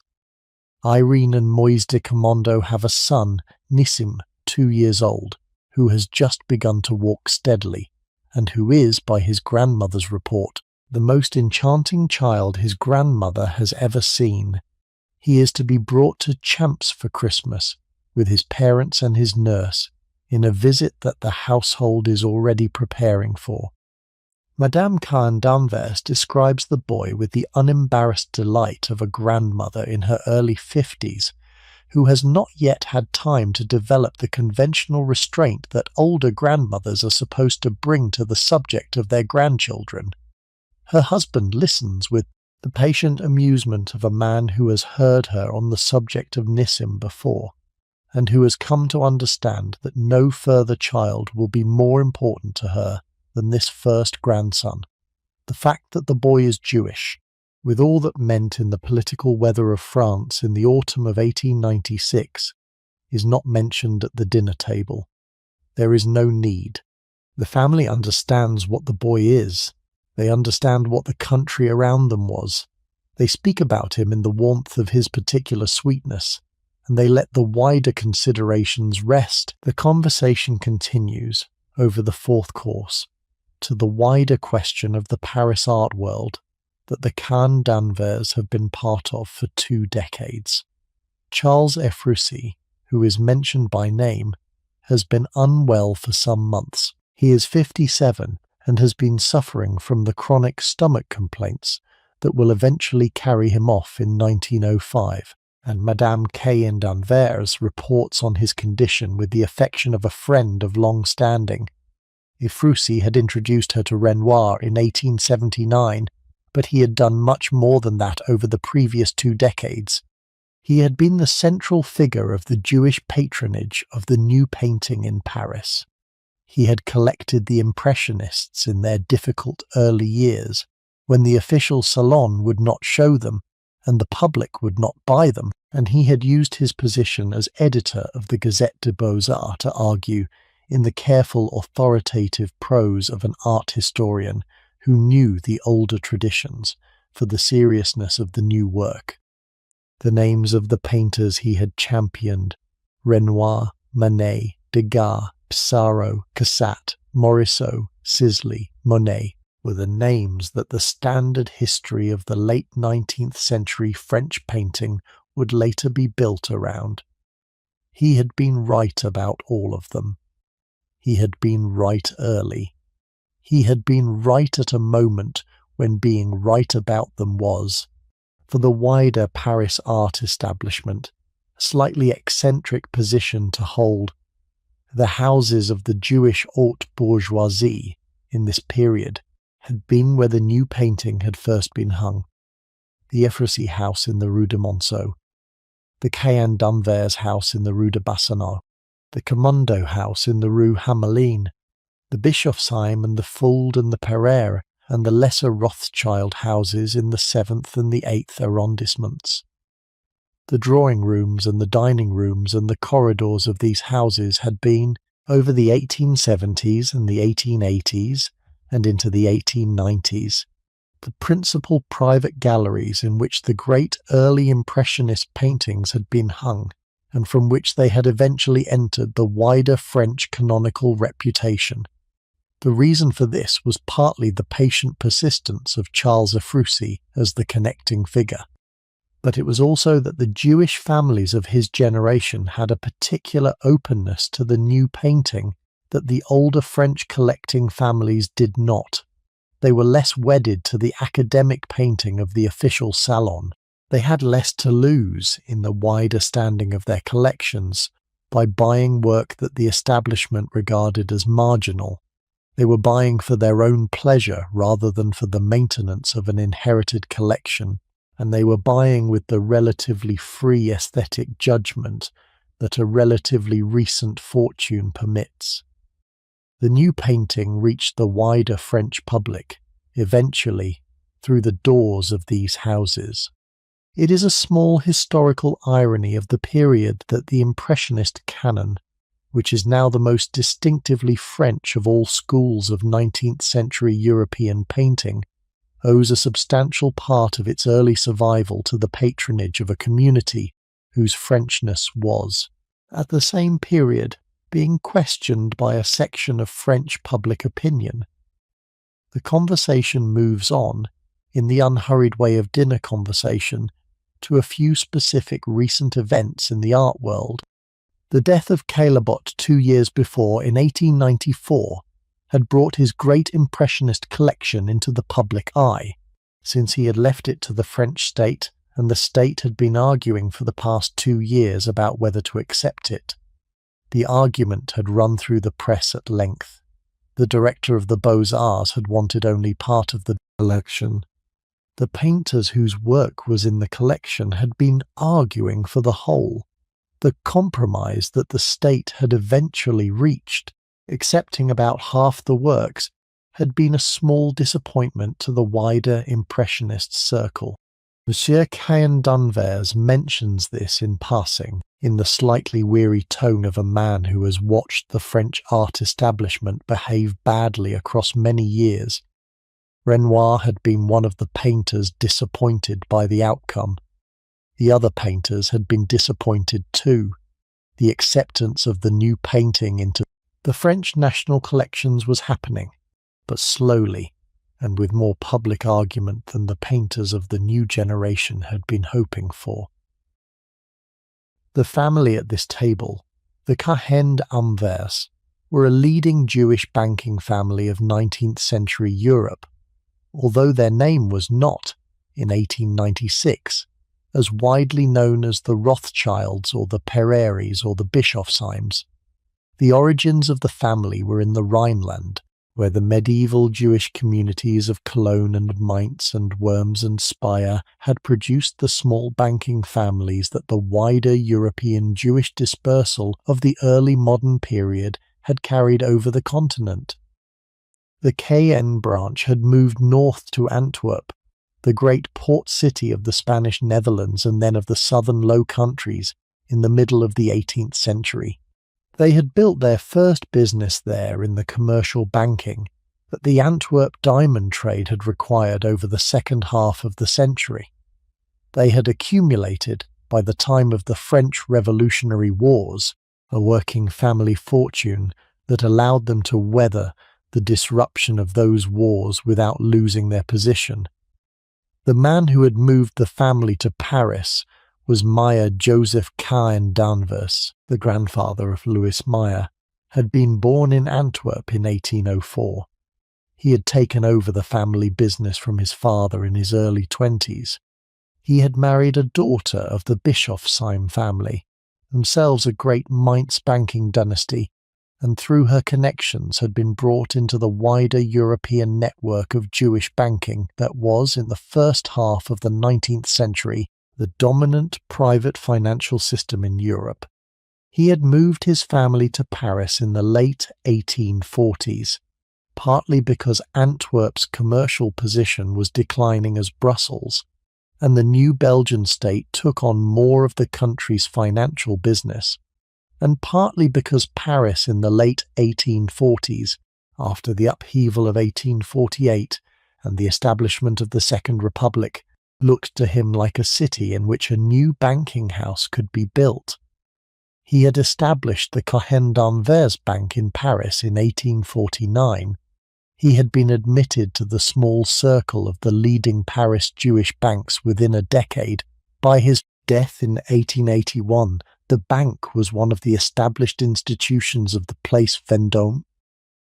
Louis Cahen Danvers, the host tonight, was Meyer's grandson, and he had inherited the bank in 1881 at the age of 44. He was not, in the most active sense of the word, a great banker. He was the third generation of a banking family, and he ran the bank with the patient competence of a man who understood the business, but who did not have his grandfather's hunger for it. The bank under his direction did well, but did not grow as aggressively as it had under Meyer. Its principal business by the 1890s was the financing of railways and government bonds in Eastern Europe, the steady work of investing the capital of the Paris haute bourgeoisie in foreign sovereign debt. The fortune of the family was, by 1896, less the growing fortune of an active commercial banker than the maintained fortune of an established financial dynasty, which Louis was managing through to the next generation in the unshowy, patient way that he had always preferred. His marriage in 1862 to Louise Morpurgo de Núñez had brought him a wife from a similar background, a Jewish merchant family from Trieste, with connections through the Adriatic to the trade between Italy and the Levant, who had moved to Paris in the same wave of Jewish migration that had brought the Cans there a decade earlier. Louise had been 17 at the marriage. She had been beautiful and quick, more vivid in temperament than her quiet husband, and the marriage had been, by the standards of the era's arranged matches, a successful one. They had 5 children over the next 12 years. They had built their Hotel Particulier in the Rue de Bassano, in the new Haussmann boulevards of the late 1860s. They had become, through the patient social work that Louise had put into it, an established Jewish household of Belle Époque Paris, with the same circle of friends as the Commandos, the Ephrasis, the Reinacks, the Folds, and the lesser Rothschilds. Their drawing room in the Rue de Bassano had been a quiet but real salon, where the literary and artistic figures of the new painting and the new writing had been received and entertained. The marriage between them, like most arranged marriages of their generation in their class, had been negotiated by their fathers in the patient back and forth that the Jewish marriage market in Paris in the late 1850s had required. The two families had known each other through commercial connections for some years. Mayakai and Anvers, the bridegroom's grandfather, had visited the Morpurgo family in Trieste twice over the previous decade in connection with shipping business between the Adriatic and the Atlantic. The bride's father, Achille Morpurgo, had visited the Catons in Paris on a return business trip. The two families had liked each other. The financial arrangements had been worked out over the autumn of 1861, with the bride bringing a substantial dowry from her father's estate and the bridegroom's family settling on her a corresponding pension that would be hers for life, in the standard pattern of Jewish marriage contracts of the period. The wedding had taken place in March 1862 at the Synagogue de la Rue de la Victoire in the 9th arrondissement of Paris, with the chief rabbi of Paris officiating and the wider Jewish community of the city in attendance. Louis had been 25. Louise had been 17. The marriage had lasted, by the date of this autumn evening at Champs, 34 years. The two of them, across those years, had been a relatively quiet success of the marriage market. They had not been in love at the marriage. They had grown into a kind of working affection over the first decade, in the slow process of a young couple of two intelligent people learning each other's particular qualities and limitations. They had been entirely faithful to each other, which was not invariable among the Jewish bankers of their generation. They had divided the work of the household in the pattern the era expected, Louis at the bank in the Rue Lafitte by day, Louise in charge of the house and the children and the social life of the family. They had agreed about the children's education and the children's marriages and the wider work of being a Parisian banking household. They had disagreed in the small ways that any long marriage produces about a few specific questions. Louis had wanted to spend more on the bank's working capital in the 1880s than Louise had thought wise. Louise had wanted to spend more on the art and the social life of the family than Louis had always agreed to. The disagreements had been managed without difficulty. Neither of them had been the sort of person who took disagreements with their spouse to the point of bitterness. They had ended up, by their middle years, the kind of long-married couple whose mutual habits had become deeper than the original individual preferences that had produced the marriage. They had become, in some real sense, a single household. The purchase of Champs the previous year had been the project that the two of them had been most fully aligned on over the entire marriage. Louis had wanted a country house for his retirement. Louise had wanted a country house for the wider family. for the daughters to bring their husbands to, for the grandchildren to be raised over the long summers, for the gradual movement of the family's social centre outside the 7th arrondissement. The two of them had looked at properties over the Ile-de-France for nearly 2 years before they found Champs. The decision to buy it had been made on the spot, on the second viewing in the spring of 1895. The work of refurbishment and the negotiations for the additional pieces of furniture and the commissioning of the Duchesne brothers for the gardens had been the principal project of the year that had followed. Tonight, in the autumn of 1896, the project is essentially complete. The house has been settled. The family has moved in. The evening you are part of is one of the first quiet autumn evenings in the new property, in the working pattern that will, the family hopes, keep a pattern of the rest of their lives. The world they had moved in over the 1870s and 1880s had been the world of the great Parisian Jewish patrons of the new culture. Charles Ephrussi, who had introduced Renoir to Louise in 1879, was the central figure of the circle. He was the director of the Gazette des Beaux-Arts, the most authoritative French art journal of the day, and he was the patient and tireless promoter of the Impressionist painters at a time when the official art establishment of the Salon still regarded them as marginal. He had brought Renoir, Berthe Morisot, Mary Cassatt, Degas, and the wider Impressionist circle into the houses of his Jewish friends, in the patient 10-year process by which the Impressionists were eventually established as the legitimate painters of the new century. The Cahiers d'Anvers had been part of that process. The portraits in the dining room next door were the visible record of their participation.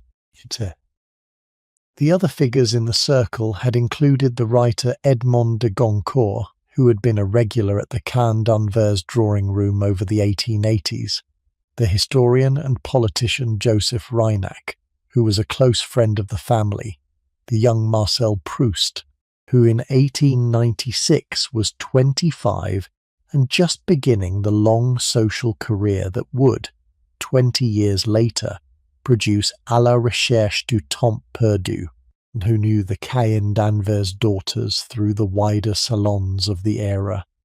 The wider literary and artistic life of Paris had flowed in and out of the Cahiers d'Anvers house in the Rue de Bassano across 2 decades.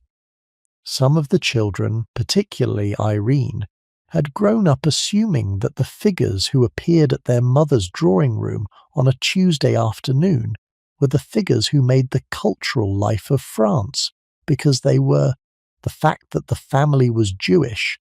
In the France of the 1890s was the fact that no member of the family was ever entirely able to forget.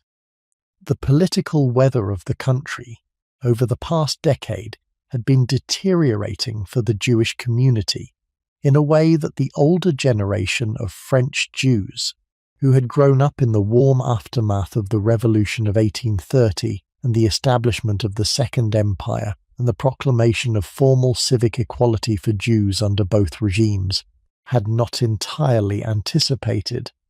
The publication in 1886 of Édouard Drumont's La France Juive, a furious anti-Semitic polemic of more than 1,000 pages, had been a popular success on a scale that had shocked the Jewish community at the time. The book had gone through 100 editions.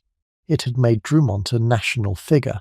It had founded a new and aggressive French anti-Semitism that drew on older medieval hatreds, but that wrapped them in the language of modern political journalism. The Panama Canal financial scandal of 1892, in which a limited number of Jewish financiers had been implicated alongside a much larger number of non-Jewish ones, had been seized on by the anti-Semitic press as evidence of Jewish corruption of French public life. The Dreyfus affair, which had begun in 1894 with the arrest and conviction of a Jewish army officer on charges of treason that had been almost entirely fabricated, was now, in the autumn of 1896, beginning to move toward the public crisis that the publication of Zola's J'accuse in January 1898 would precipitate. The world in which the Cahen-d'Anvers lived in Paris was a world in which their position, secure as it had seemed at the start of the decade, had become subtly more precarious by the autumn of 1896 than it had been only 10 years before. They do not speak of any of this at the table tonight. They have not invited a guest into their house to discuss the political weather. They have invited a guest to share a quiet country evening, and the country evening has its own dignity that requires the wider considerations to be set aside. The political weather will be there tomorrow when the morning papers arrive. Tonight is not for it. Tonight is for the sole and the mutton and the sauterne, and the slow conversation about books and grandchildren that the autumn evening at Champs has been arranged for. The family has been making this kind of evening, in some form or another, for 2 generations, and they understand, by long practice, that the protection of the evening from the wider intrusions is itself a small act of cultural maintenance that is worth the effort it requires. The dinner ends in the unhurried manner of a French country household. The plates are cleared, the candles have burned, about halfway down. Madame Cahen-d'Anvers rises and proposes that the company move back into the salon for coffee. The family rises with her. The white spaniel emerges from under the table and stretches. The maître d'hôtel holds the door. The party crosses the hall in the same direction as before, with the candles in the wall sconces still lit, and the great gilt clock on the mantelpiece showing 20 minutes past 9. In the salon the fire has been built up. A coffee service in silver has been placed on a low table between the 2 sofas. The grand piano at the far end of the room is open, with sheet music on the stand. The room is warmer than it had been before dinner. The candles in the wall sconces have been replenished. The curtains have been drawn over the south windows. The salon at this hour has the close, warm quality that the great rooms of 19th century country houses achieved when their owners had taken trouble over the lighting and the heating and the textures of the furnishings, the silk of the upholstery, the wool of the carpet, the polished wood of the tables, the warm glow of candlelight reflected from the panelling and the pier glasses. The room is, in the most settled sense of the word, a room to be in. Madame Cahen-d'Anvers pours the coffee. Monsieur Cahen-d'Anvers offers the small glass of cognac that the household keeps for after dinner from a decanter on a side table. Elizabeth takes her usual place on the sofa opposite, with the spaniel re-establishing himself on his cushion beside her. The conversation continues, more slowly than at the table, with the long pauses that the deep comfort of a salon after a good dinner produces in any company that has known each other long enough not to be afraid of silence. The clock ticks, the fire shifts in the grate, the spaniel breathes. The candles burn. The coffee is the dark, slightly bitter coffee that the Parisian houses of the period preferred beans bought from a specialist roaster in the Rue Cambon, brought to Champs in sealed tins, ground each morning by the housekeeper, brewed in a silver percolator that had been a wedding present from Louise's parents in 1862. The cups are of fine porcelain from the Vincennes factory in the 1750s, white with a thin gilt rim, the cups themselves slightly larger than the modern espresso cups would later become, but smaller than the wider breakfast cups the household used in the mornings. The saucers match. The sugar bowl is silver, with silver tongs in the form of a hand. The cream jug is silver. The whole service has the quiet authority of a household equipment that has been in use for 30 years, and that the family knows the small individual qualities of. Which cup has the chip on the rim, Which saucer has the slight crack over the bottom? Which spoon has been bent very slightly out of shape by some forgotten domestic accident? The cognac in the small glass is a Hennessy from the Charente of the late 1860s that Honoré Mercier had brought up from the cellar at the end of the dinner. The cognac at Champs is good but not extraordinary. The family had not been collecting cognac as seriously as it had been collecting wine, and the cellar held only a few dozen bottles of it, drawn down slowly over the years. The glass you are given is a standard balloon glass that the era preferred, with the cognac taking the warmth of the room and releasing its scent slowly into the air around it. The first taste is sharper than the wine had been. The second taste is mellower. The cognac is, in the most general sense, the warming spirit at the end of a long evening that the European drinking culture of the late 19th century had been working out as the appropriate close to a quiet dinner. The conversation in the salon, with the coffee and the cognac and the fire and the candles, moves through the slow drift that a good evening's drinking allows. Madame Caen d'Anvers mentions a book she has been reading, a recent French translation of the Russian novelist Tolstoy's late short stories, which had been published by Charpentier in Paris the year before, and which had been recommended to her by Joseph Reinach. The stories are mostly about peasants in the Russian countryside, about death, about religion, about the moral instability of ordinary life.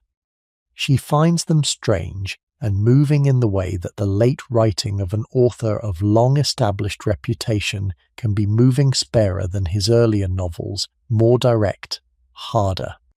Her husband, who reads less fiction than she does, and who has never warmed to Tolstoy, listens politely.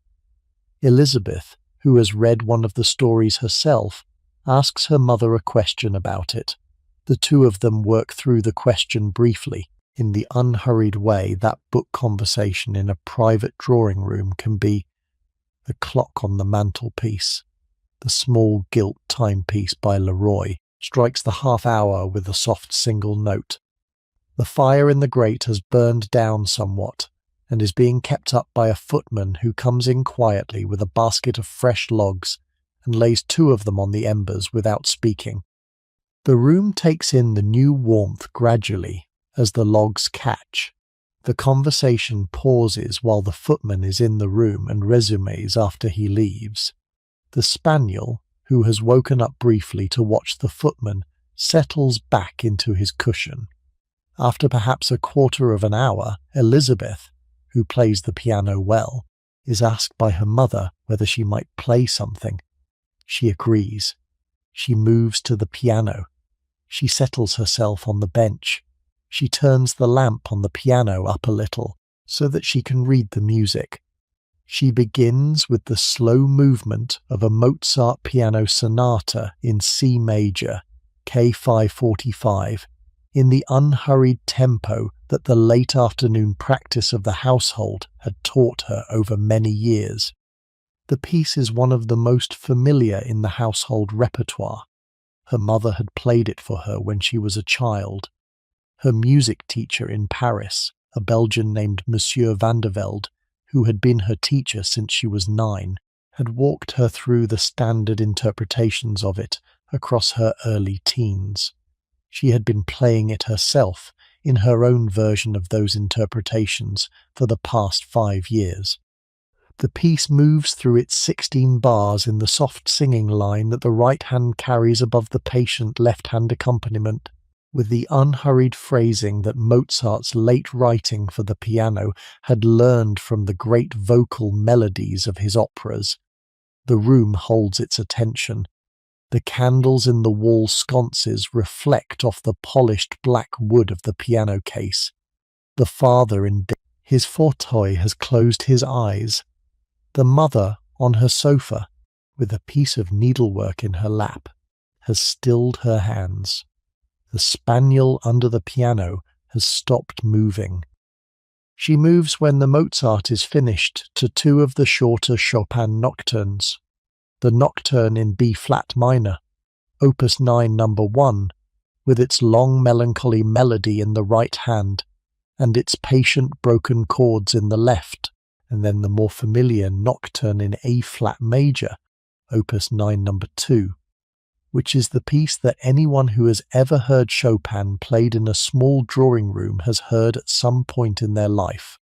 She plays both of them in the slightly cooler interpretation that the French piano tradition of the late 19th century preferred less rubato than the German interpreters used, more attention to the underlying tempo, the singing line kept clean rather than ornamented.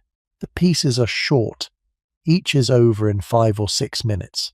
The salon holds its attention through both of them. She moves then to a transcription of the great aria from Gluck's Orfeo, the lament that Orpheus sings at the death of Eurydice, Che faro senza Eurydice, in the long, simple line that Gluck had written in the 1760s and that the family had been hearing in the Paris opera productions for many years.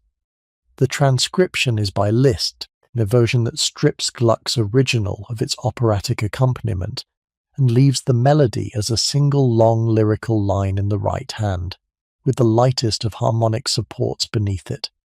The piece is among the most affecting things in the keyboard repertoire of the 19th century, and Elizabeth plays it with the unsentimental clarity that the music requires. The room sits with the lament across its 5-minute span. The lamp on the piano flickers slightly in a small draught from somewhere. The fire shifts in the grate.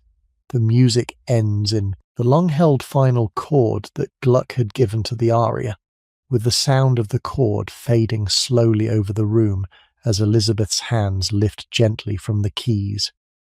She moves last to the new piece she has been learning, the third barcarolle by Gabriel Fauré, which had been published only the previous year in 1895, and which she had bought the score of at a music shop in the Rue de Rivoli on her last visit to Paris. The Fauré is harder than the pieces she has been playing. It moves through more elaborate harmonic territory than Mozart or Chopin had used. It requires a steadier left hand than the early Chopin had asked for. She plays it carefully, with 1 or 2 small hesitations on the more complex passages where she is still working out the fingering. Her father, who knows the piece less well than she does, listens with the attentive curiosity of a man being introduced to a new piece of music by his own daughter. Her mother, who had heard the same piece at a concert in Paris in the spring, recognizes it and smiles. The white spaniel, who has woken up, has come over and is lying under the piano. The Fauré moves through its 4 or 5 minutes in the slightly restless harmonic motion that the late 19th century French style preferred, with the melody moving through unexpected key changes that the older pieces of the evening had not used. The piece ends quietly. Elizabeth lifts her hands from the keys. The room holds the last of the sound for a moment longer than the music itself has held. When she finishes, she returns to her seat. Her mother thanks her, in the dry, unsentimental tone that the family uses for the intimate kindnesses they offer each other over the day. Her father nods. The conversation resumes. The hour has moved on to almost 10. The fire is settling down. The candles have burned lower. It is at this point that Madame Cahen d'Anvers suggests, as she had mentioned earlier, that you might like to see the Pompadour rooms before you go up to your own bedroom. She is happy to take you. She rises. She takes a candle from a side table. Her husband stays in the salon with his book. Elizabeth stays at her needlework. The white spaniel stays under the piano. Madame Cahen d'Anvers leads you out of the salon, over the dim hall where only the wall sconces are still lit, and up the great staircase to the first floor.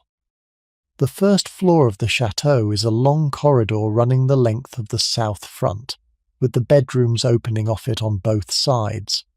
The corridor is dark, lit only by the wall sconces that the household keeps burning through the evening hours, and by the candle in Madame's hand. The doors are panelled, in the same pale grey as the principal rooms below. The carpet is a long Aubusson runner from the same workshop that had supplied the salon downstairs. The household at this hour is quiet. The servants have completed the work of the dinner and have gone down to their own supper in the servants' hall. The family bedrooms are not yet occupied. Their owners are still in the salon. The whole upper floor of the house has the settled quiet of an old building waiting for the night. The Pompadour rooms are at the western end of the first floor corridor, in a small suite of 3 rooms, a sitting room, a bedroom, and an interior boudoir that opens off the main passage by a single door. Madame Cahen d'Anvers unlocks the door with a key from a key ring she carries. She holds the candle up. She lets you precede her into the rooms. The sitting room is the room that Pompadour had used as her formal reception space. On the few occasions she had received visitors during her stays at Champs. It is a square room, about 15 feet on each side, with one window looking out into the gardens. The walls are panelled in the same pale grey as the rest of the first floor, with carved decoration picked out in white and gold. The ceiling is painted with a mythological scene in pastel colours, in the style of François Boucher, who had been Pompadour's favourite painter and whose pupils had executed the decorative ceilings of many of the rooms she had lived in. The furniture is minimal: a small writing table, 2 fauteuils, a chaise longue covered in pale blue silk. The whole room has the slightly stagey, slightly unused quality that the formal rooms of an absent owner always have. Pompadour had not really lived in this room. She had received people in it. The atmosphere of the room is the atmosphere of a careful arrangement of furniture rather than of a daily life. The bedroom is different. The bedroom is small, intimate, almost cell-like in its proportions, with a single window looking out into the gardens to the north, and a single door connecting it to the sitting room. The walls are hung in the pale blue silk that Pompadour had chosen, fading now to a softer grey blue over the past century and a third, but still recognisably the original fabric in the original colour. The bed is a 4-poster, with hangings of the same silk, set against the inner wall of the room. The bedside table is a marquetry piece in tulip wood, with a single drawer.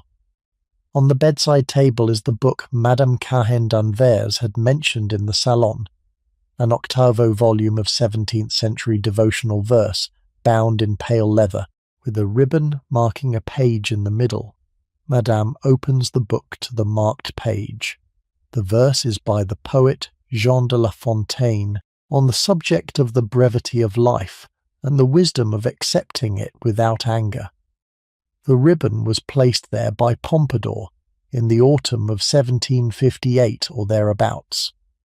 It has not been moved since. The boudoir is the small inner room, the size of a large closet, that opens off the bedroom by a door in the corner. It was the room Pompadour had used as her writing room. A small marquetry desk stands against the wall opposite the door, with a chair drawn up to it. The desk holds still the gilt and ormolu inkstand that Pompadour had used, with the 2 glass inkwells set into the gilt frame and the silver pen holder lying over the top. The marble surface of the desk has, on the right-hand side near the inkwells, the slightly darker patch that the resting of a writer's right hand across many years had produced. The patch is the size of an open palm. It is, of all the traces that Pompadour had left in this house, the most direct. The hand that had written the letters of among the most powerful women in 18th century Europe had rested on that piece of marble over the autumn evenings of 1757 and 1758, and the trace it had left was still there in the candlelight of 1896. Madame Cahen d'Anvers does not say anything for a moment. She holds the candle. You both stand in the small room, looking at the desk. The autumn night outside the window is silent. The household below is silent. The trace on the marble is the only sign in the room of the woman who had used it. The room is, in some sense, a place that the careful preservation of physical objects across generations can produce in any house old enough to have held more than one life, an accidental shrine to a woman whose public reputation across a century and a third had been among the most contested in French history, and whose private life had been spent in part in the unhurried country stillness of 3 rooms at the end of a corridor in a country house 20 miles from Paris.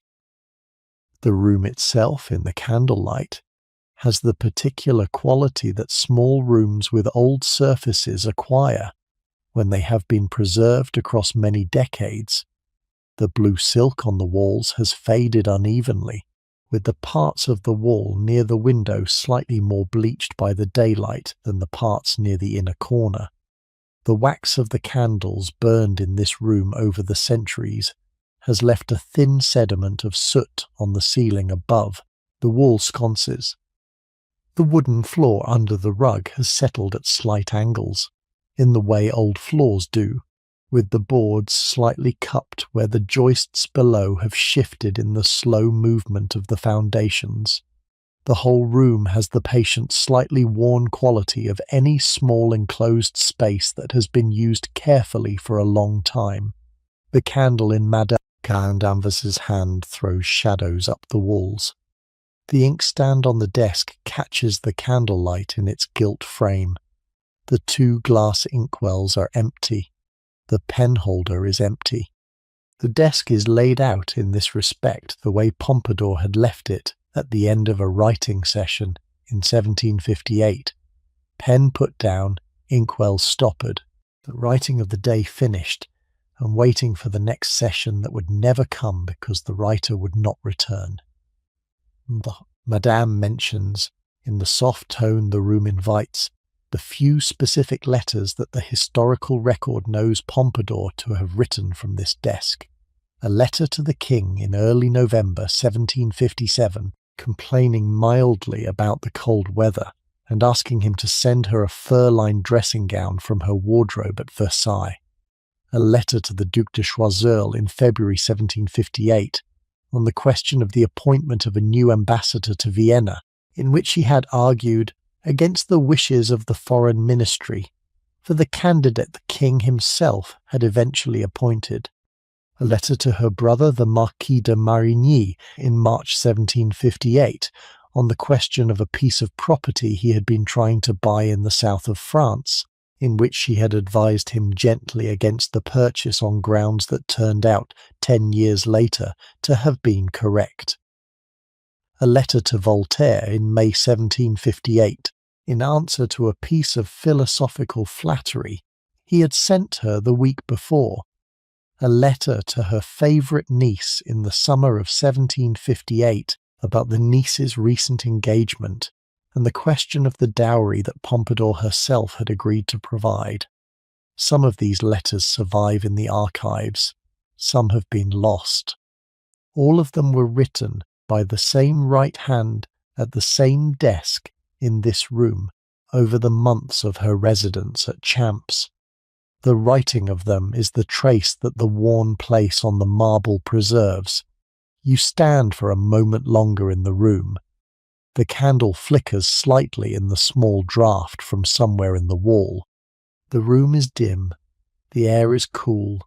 The smell is the smell of an old enclosed room that has been kept clean but not aired, with the faint dustiness that old silk hangings produce, and the faint mustiness of an unused bedroom, and the faint smell of beeswax from the wall sconces. The room is in every sensory detail the room of an absent occupant whose presence is still implicit in everything the room contains. It is the kind of place that the body recognizes without being told what it is recognizing. the specific quality of a preserved private space in an old house. It is the kind of place that an old house can hold inside itself, in the patient way that physical structures sometimes hold the residue of the lives that have moved through them. After a few minutes, Madame Cahen d'Anvers gestures gently toward the door. You leave the rooms in the same order you entered them, with the candle, in the same quiet. She locks the door behind you. The candle moves along the corridor. The rest of the first floor is still dark. The household is still quiet. You return down the great staircase to the salon, where the family has been waiting for your return. The salon has the same quiet it had when you left it. Monsieur Cahen d'Anvers has resumed his book. Elizabeth is asleep on her sofa with her needlework in her lap. The white spaniel has woken up and come over to greet you. Madame Cahen d'Anvers blows out the candle and sets it on the side table. She offers a further glass of cognac, or a cup of chamomile tisane, whichever the visitor would prefer at this hour. The cup of chamomile, which the household keeps a kettle for in the kitchen, is brought up by a servant within a few minutes. The tisane is poured. The household settles itself into the last hour before bedtime. The library is the room on the north side of the ground floor opposite the salon, beside the dining room. It is the room Monsieur Cahen d'Anvers uses for his own reading and correspondence in the mornings, and at the end of the evening, and it is the room where the household keeps the books that the family has accumulated across 2 generations of educated buying. It is not by the standard of the great Parisian Jewish libraries of the era, the Reinach Library, or the Ephrussi Library, or the libraries of the Rothschild houses, an outstanding collection. It is the working library of a cultivated banking family, with the standard great works of French literature in their best 19th century editions, a substantial section of 19th century history and political memoir, the major German philosophers in French translation, a respectable shelf of English novels, and a more interesting collection of contemporary French writing that Louis and Louise had been acquiring over the past 20 years. As the new generation of writers became visible, the library is shown to you briefly, after the chamomile, on the way back over the hall toward the staircase. Monsieur Cahen d'Anvers opens the door. The room is dark, but he goes in and lights a single candle, so that you can see the general layout. The walls are entirely shelved in mahogany from floor to ceiling. The room is perhaps 20 feet square. A desk stands in the center of the room, with a green leather top and brass mounts, where Monsieur Cahen d'Anvers does his correspondence in the morning. 2 leather armchairs are drawn up at the fireplace, which is unlit tonight. The smell of the room is the warm smell of old book bindings and beeswax polish and the slight tobacco of the cigars. Monsieur Cahen d'Anvers occasionally smokes when he is working at the desk in the evenings. He points out, with the affectionate brief commentary of a host showing a guest his books, a few of the volumes on the lower shelves. A first edition of Stendhal's Le Rouge et le Noir, bought in a sale at the Hotel Drouot in the 1870s. The full Goncourt Journal in the new annotated edition that had begun to be published the previous year. A set of the Hugo Quatrevingt trays, which Louis particularly admires. A signed copy of the new novel by Anatole France that Elizabeth had been reading, sent to him by the author through a mutual friend. Higher up, harder to reach, the older books that the family had brought with them from Antwerp and Trieste in the previous generation. The 18th century editions of Diderot and Voltaire and Rousseau that Meyer Cahen d'Anvers had collected as a young man, and that had come down to his grandson with the rest of the inheritance. The literary connections of the house, which Monsieur Cahen d'Anvers does not press, but which the books on the shelves quietly attest, run through the wider Parisian salon culture that the family had been part of across 2 decades.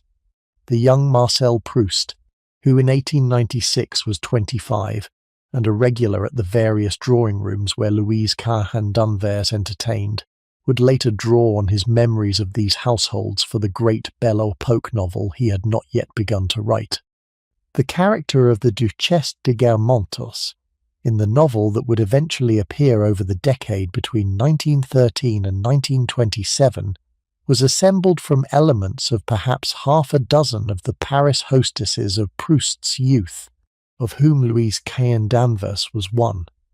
The character of Charles Swann, the cultivated Jewish bachelor at the centre of the early volumes, was drawn substantially from Charles Ephrussi, who had been at the heart of the circle.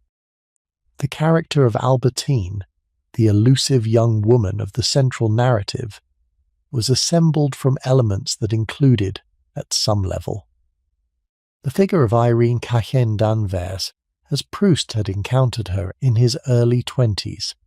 The novel itself had not yet been written. Proust in 1896 was working on the unfinished early manuscripts that he would eventually abandon, but the world he would draw on was already there, in this house and the houses like it, in the autumn of 1896. The salons themselves, which the novel would later describe in such patient sociological detail, were the principal social institution by which the Paris haute bourgeoisie organized its cultural life in the late 19th century. Madame Cahen Danvers held an afternoon salon on Tuesdays at the Rue de Bassano, which had been running since the early 1880s, and which had become, by the date of the family's purchase of Champs, a recognized hostess Tuesday of the Paris Right Bank. The salon ran from about 4 in the afternoon to about 7, with tea and small refreshments served in the drawing room on the first floor. The attendance varied from week to week. The core was always the same: Charles Ephrussi, Joseph Reinach and his wife, Anatole France, Edmond de Goncourt while he was still alive, the historian Gabriel Hanotaux, the journalist and politician Leon Blum in his younger years, the painters Renoir and Degas in the years before the rupture with Renoir, the poet Henri de Regnier, the young Marcel Proust who had been brought once in 1891 by Reynaldo Hahn and who had been a regular afterwards. The conversation was the conversation of cultivated French Republicans of the centre-left, with a steady undertone of anxiety about the political weather that the country had been experiencing over the 1890s, and a steady appetite for the new writing and the new painting and the new music that the period had been producing. Proust had been brought to one of these Tuesdays in March of 1891 by Reynaldo Hahn, the young Venezuelan composer who was at the time Proust's romantic intimate. Proust had been 19. He had been, by his own later account, immediately enchanted by Louise Cahen Danvers and by the distinctive elegance of her drawing room. He had been returning, in the years since, with the patience of a young social aspirant who had identified a house he wanted to be received in. He had been received with a kind of patient, amused tolerance by Louise, who liked him without taking him entirely seriously, and with somewhat more reserve by Louis, who had found the young Proust's social manner slightly affected. Proust had nevertheless been a regular at the Cahen Danvers drawing room over the past 5 years, and he was, in the autumn of 1896, a figure whose absence the family would have noticed if he had stopped coming. He would not stop coming. He would continue to be received at the Rue de Bassano over the next decade, until the wider social withdrawal that the writing of À la recherche du temps perdu eventually required of him gradually took him away from the salons that had nourished him. But he would carry the memory of these afternoons in him for the rest of his life. The drawing room he had been received in, the faces of the women whose Tuesdays had become his Tuesdays, the voices, the patterns of the conversation, The particular quality of late afternoon light coming through tall French windows onto the dark silks of the upholstery.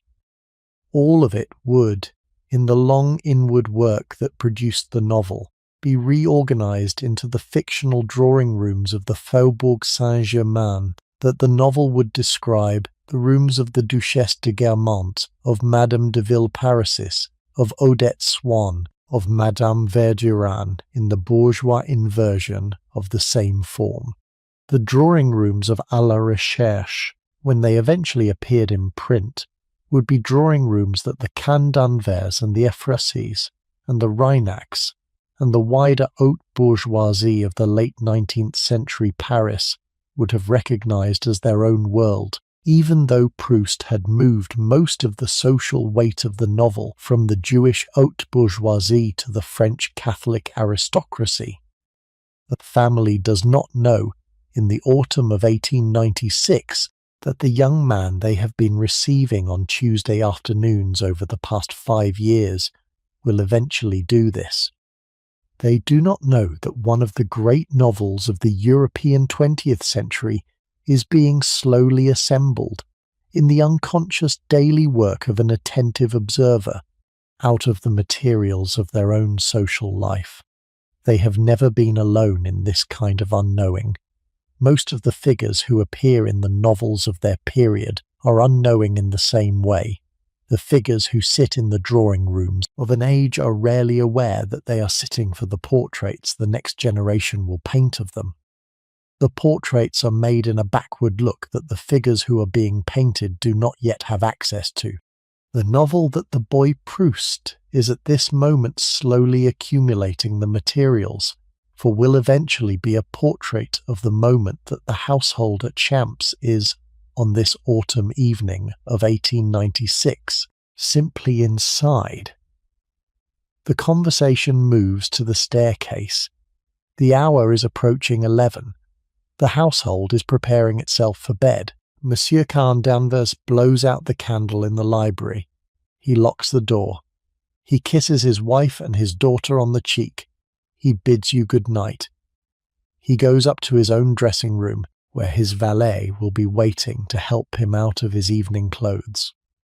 Elizabeth, woken gently by her mother, gathers her needlework, picks up the spaniel, and goes up to her own bedroom on the first floor. The house begins to settle into the long pause that the hour before sleep brings to any household at the end of a quiet evening. And Madame Cannes d'Anvers, who has been quietly attentive to her guest over the evening, takes a moment in the hall before she goes up herself. She mentions that your bedroom is the second door on the right at the top of the stairs, on the south side of the house, with a view over the gravel sweep and the South Avenue. She mentions that the maid will have turned down the bed and laid out the things you might need. She mentions that breakfast in the morning is at any hour between 8 and 10, and that you may come down when it suits you. She wishes you a good night. She goes up to her own apartment. The hall is quiet. The clock on the mantelpiece ticks. The candle in the wall sconce at the foot of the stairs is burning low. The household has gone up to bed. You may follow them. The staircase at Champs is a great square wooden stair with a wrought iron balustrade, rising in 3 flights from the eastern end of the hall to the first floor. The stair was designed by the elder Bullitt in 1705 and has not been altered since. The treads are of oak, worn slightly in the centre by 200 years of footsteps. The balustrade is of black iron, with a pattern of acanthus leaves and rosettes in the manner of the late 17th century. A long Aubusson runner covers the treads. A pair of candles in iron sconces at the half landings provide enough light to make the climb without difficulty. You go up alone. The household is in its rooms. The clock in the hall is still ticking. The fire in the hall has been banked for the night. You pause at the first half landing, where the wall sconce throws a soft yellow circle of light onto the panelled wall opposite.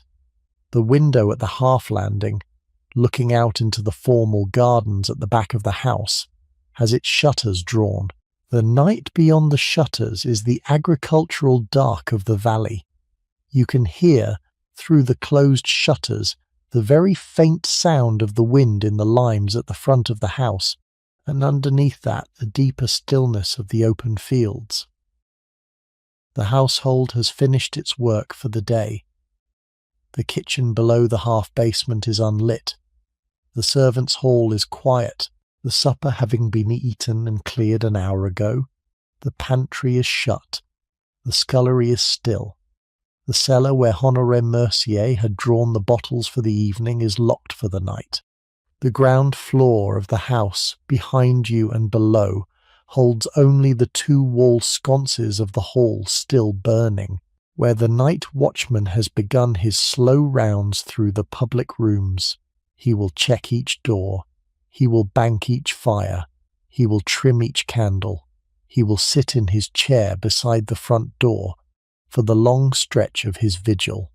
He has been doing this for 11 years and has, by long practice, become good at it. The second flight of the staircase carries you up to the first floor proper. The landing at the top is a long rectangular space running over the centre of the upper floor, with the bedroom corridors opening off both ends. The candle in the wall sconce here is also burning, and you can see by its light the two large oil paintings that hang on the walls of the landing, a 17th century portrait of a man in armour on one wall, attributed to a lesser French portraitist of the period, and on the opposite wall, a Dutch still life of fruit and a glass vessel of approximately the same date. Neither painting is particularly distinguished. Both have been at Champs since before the Caen d'Anvers bought the house, and the family had kept them where they found them. The landing has the patient anonymity of a passing space in a country house, where the working life of the household is mostly elsewhere, and the function of the room is simply to connect the bedrooms to the staircase. You cross the landing and turn into the south corridor. The bedroom that has been given to you is the second door on the right at the top of the stairs. As Madame Caen d'Anvers had said, the corridor is dim. The candle in the wall sconce opposite your door is burning. You open the door. The bedroom is a long rectangular room with two tall windows on the south wall, looking out into the dark of the gravel sweep and the avenue beyond. The curtains have been drawn. A fire is burning in the small marble fireplace on the inner wall. The candles in the wall sconces have been lit. A single candlestick on the bedside table is burning. The bed is a four-poster of carved walnut with hangings of pale yellow silk set against the inner wall of the room. The bedclothes have been turned down. A nightshirt of soft cotton has been laid out for you on the bed, and a dressing gown of pale silk on the chair beside it. The washstand against the far wall holds a jug of warm water, a basin of white porcelain, a towel, a piece of lavender soap from the household supply. The room is warm. The room is clean. The room is in every visible detail the bedroom of a country house that has been preparing the guest's arrival over the whole of the afternoon. The bedroom itself is an original 1707 bedroom of the house, on the first floor of the south front, with its panelling intact from the original Hardouin scheme. The walls are panelled in the pale grey of the rest of the house, with carved decoration in the upper panels. The ceiling is plain, painted white, with a simple cornice. The floor is parquet, with a worn but good Persian rug on the centre of the floor and a smaller rug beside the bed. The furniture is a mixture of 18th century pieces and the heavier 19th century additions that the Caen d'Anvers had brought with them when they took possession of the house. A chest of drawers in mahogany with brass mounts, a tall mirror in a gilt frame on the inner wall, 2 upholstered armchairs by the fireplace, a writing table at the window in case the guest should wish to write a letter before bed. You go to one of the windows, push the curtain aside an inch, and look out. The night outside the window is a clear autumn night that the Ile-de-France produces in October when the year has been dry, moonless tonight, no cloud. The stars unusually visible above the dark mass of the lime trees in the avenue. The gravel sweep is dark. The lamp at the gates of the estate, half a mile down the avenue, is too distant to make out tonight. The fields beyond the avenue are dark. The village of Champs-sur-Marne, behind the woods to the east, is dark. The whole valley of the Marne, in the small hour before midnight, is in a complete agricultural dark that the electrification of the French countryside in the next 4 decades would by degrees take away. The night is the night of a France that is, in this year, still essentially the France of the 19th century, in spite of the steam engines and the new metro under Paris, and the early experiments with the motor car that the year had begun to see.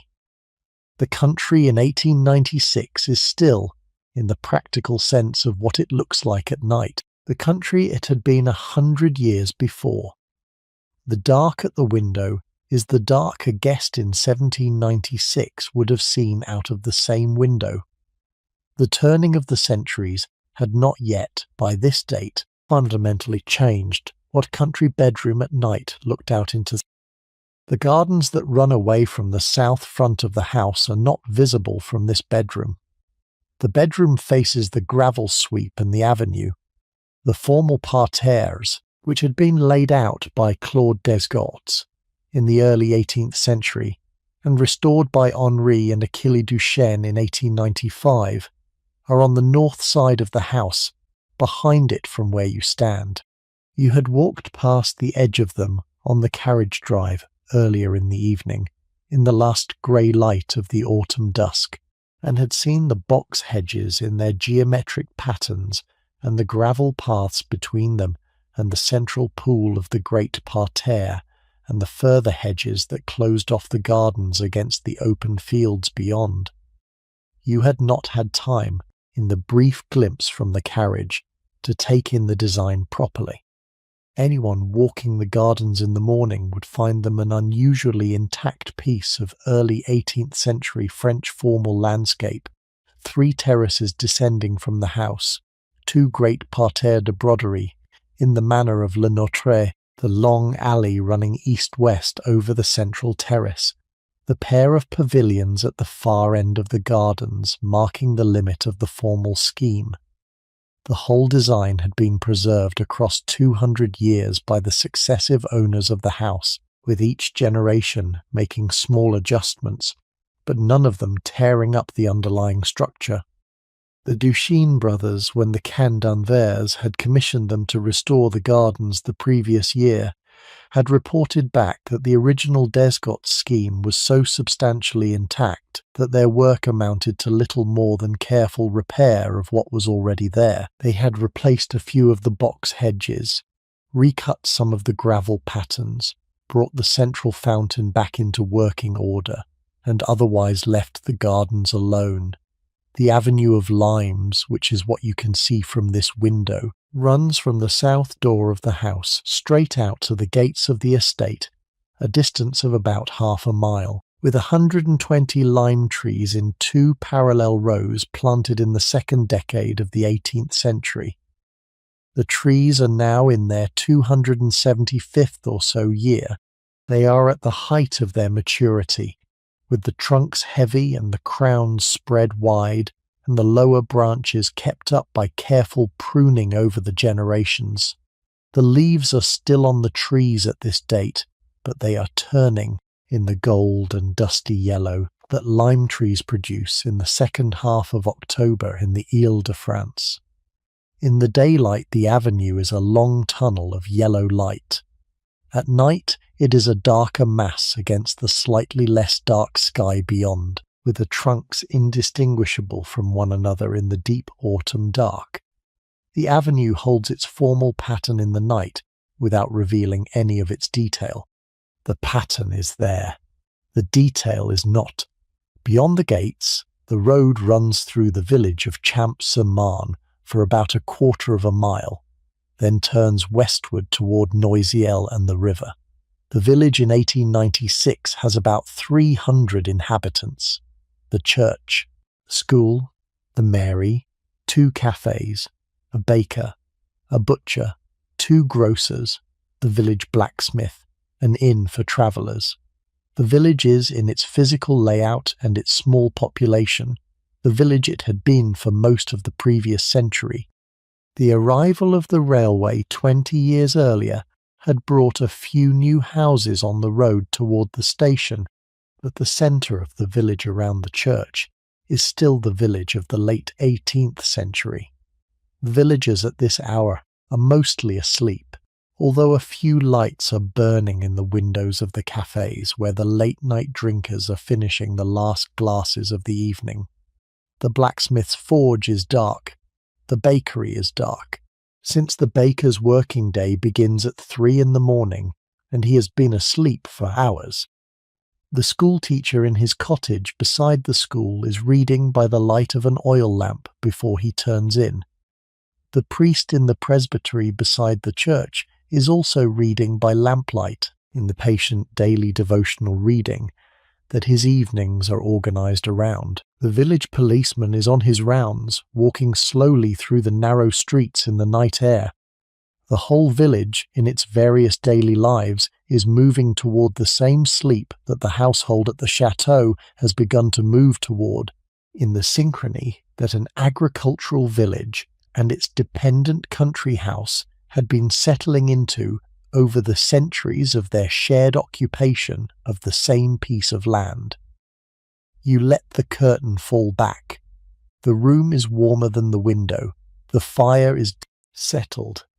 The bedclothes are turned down. The household is in its rooms. You may begin to undress for bed. The maid who turned down the bed is named Marthe. She is 24. She has been with the Cain Danvers for 4 years, having come to them from a service household in Senlis through the recommendation of an elderly cousin. She had come up to the bedroom at about 6 in the evening, while the family was assembling in the salon, and had done the careful work that the preparation of a guest bedroom required, turning down the eiderdown, and the wool blanket, and the linen sheet in the precise 3-fold turn that the household preferred, laying the nightshirt out over the bed in the shape of a sleeping figure, setting the dressing gown on the chair beside the bed, filling the jug at the washstand with warm water from the kettle in the linen room, laying out the soap and the towel and the brush and the powder, lighting the fire in the marble fireplace with the careful arrangement of kindling and beech logs that the housekeeper had taught her, lighting the candles in the wall sconces, drawing the curtains, plumping the pillows, and finally checking the whole room from the door to satisfy herself that nothing had been missed. She had then gone down to her supper in the servants' hall, where she had eaten with the other maids and the kitchen staff, and she was now in her own small bedroom on the attic floor, asleep already in the deep, tired sleep that a young woman who has been on her feet for 14 hours of careful domestic work reaches the moment her head touches the pillow. You will not see her tomorrow. She will come in at 6 in the morning, while you are still asleep, and will rebuild the fire and bring fresh water and lay out your things for the morning in the same patient, unobtrusive way that she had done the work of the night before. The whole rhythm of the household, in its various small workers, is set up to make the visitor's experience of the house feel effortless, by absorbing the effort into the long, invisible pattern of the working staff. You are the temporary beneficiary of that pattern tonight. The dressing for bed in a country house of 1896 for a guest has the unhurried pattern that the era preferred. The clothes you have worn during the day are folded and laid out on the chair or hung in the wardrobe against the wall. The nightshirt is put on. The dressing gown is put on over it. The face is washed in the warm water at the washstand. The teeth are cleaned with the brush and the powder that the household has provided. The hair is brushed. The various small physical preparations for sleep are completed in the way that any traveller at the end of a long day completes them, in the unhurried understanding that there is no further demand on the time of the evening, and that the bed is waiting, and the sleep will come when the body is ready for it. The water in the jug at the washstand is the temperature that warm water becomes after sitting in a porcelain jug for 2 hours in a heated room, no longer hot but not yet cool, the comfortable intermediate temperature that the body recognizes as exactly right for the work of evening ablutions. The soap is the lavender soap from the household supply, hard and pale grey, with the dry herbal scent that lavender soap of the period carried. The towel is fresh white cotton, ironed that afternoon. The hairbrush is a tortoise-shell-backed brush that any guest of the household might use, kept in the bedside drawer and washed between guests. The whole washstand arrangement is the standard arrangement of any well-run country guest room of the era, in the patient quiet of a household that had thought through the small physical needs of an arriving visitor and had provided for them without making any of it visible as effort. You sit on the edge of the bed. You blow out the candles in the wall sconces opposite the bed, leaving only the single candle on the bedside table burning. You turn down the covers a little further. You get into bed. You settle yourself into the soft warmth of the pillows and the feather mattress and the linen sheets and the wool blanket and the eiderdown that the bed has been made up with.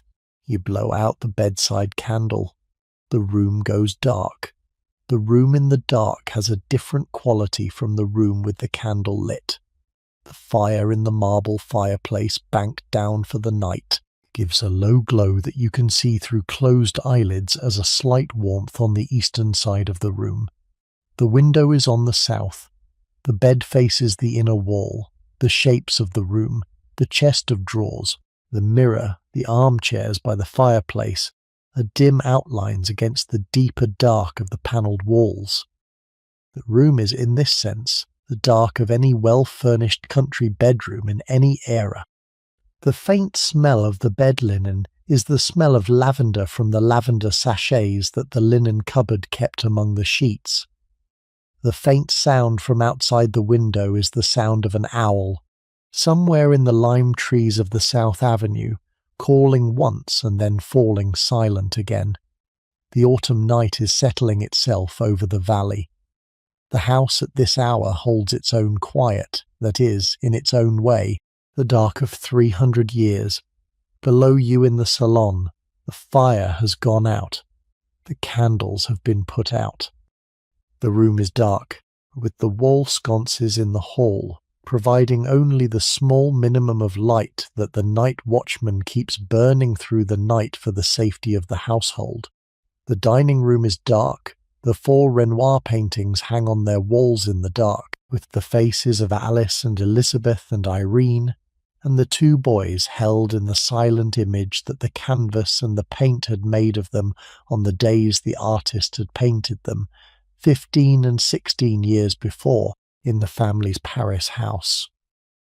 The paintings hold their colour in the dark, in the way paintings hold their colour at night, in any room that holds them quietly without losing anything, in the patient way that pigment holds what it has been made to hold over the long stretches of night between one viewing and the next.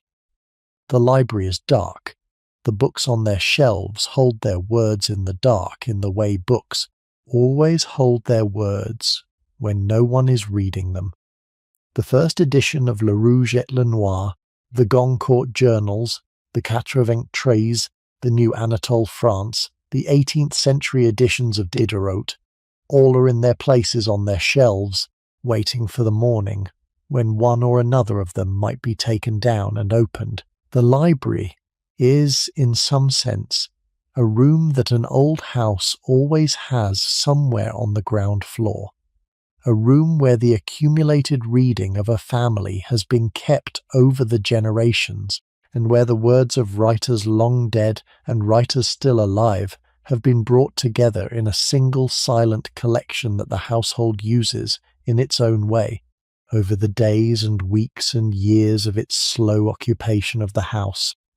On the first floor, the family is in its bedrooms.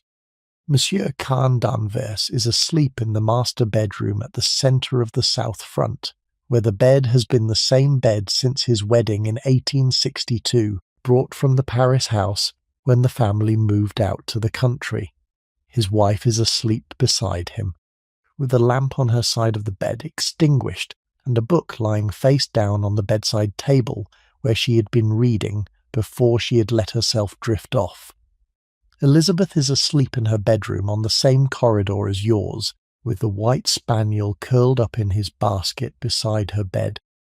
The various servants are asleep in their own rooms on the attic floor above you, in the long shared dormitories that the household maintained for the maids and the chambermaids and the kitchen staff, and in the smaller individual rooms for the senior servants, the butler, the housekeeper, the chef, the lady's maid, the valet. The whole household, in its sleeping pattern, is the standard pattern of a Belle Époque French country house at this hour of the night. About 30 people, in their bedrooms, in their various positions in the hierarchy of the household, all asleep in the way that the dark hours of a country evening have been making people asleep for as long as country houses have existed. The Pompadour rooms at the far end of the first floor corridor are also dark. The door is locked. The bedroom inside is empty, as it has been for almost 140 years. The blue silk on the walls remains there in the night. The book on the bedside table has not moved, with the ribbon still marking its page. The desk in the boudoir still keeps the inkstand and the pen. The worn place on the marble is unchanged. The patient continuity of the physical objects that one woman had used in the autumn of 1758 is, in the autumn of 1896, the quiet persistence it had kept through every previous night over the long stretch between. The room is the room of a single human life that had been preserved into a future the woman who lived it could not have imagined. The gardens outside the house are also in the dark. The formal parterres on the north side of the house, laid out by Claude Desgottes in the early 18th century, and restored by Henri and Achille Duchesne the previous year for the new owners, are in the deep agricultural dark that an October night in the Ile-de-France produces. The box hedges hold their geometric patterns in the dark. The gravel paths hold their patterns. The fountain in the centre of the parterres is still, since the household turns off the water for the winter months. The avenue of lime trees on the south side of the house holds its formal procession in the dark. The fields and woods beyond the estate hold their patient agricultural patience. The river Marne, half a mile north of the house, flows in the dark in its westward course toward the Seine. The river at this hour is the steady flow that the water of the Ile-de-France has been making across this valley since long before any human had been here to notice it. The willows on the bank rustle in the slight night wind. The fields on either side of the river hold their cattle in their pens or in the standing autumn pasture. The little bridges over the river, at the small villages that the road from Champs runs through on its way to Noisiel, and beyond to the eastern suburbs of Paris, hold their stone arches in the dark.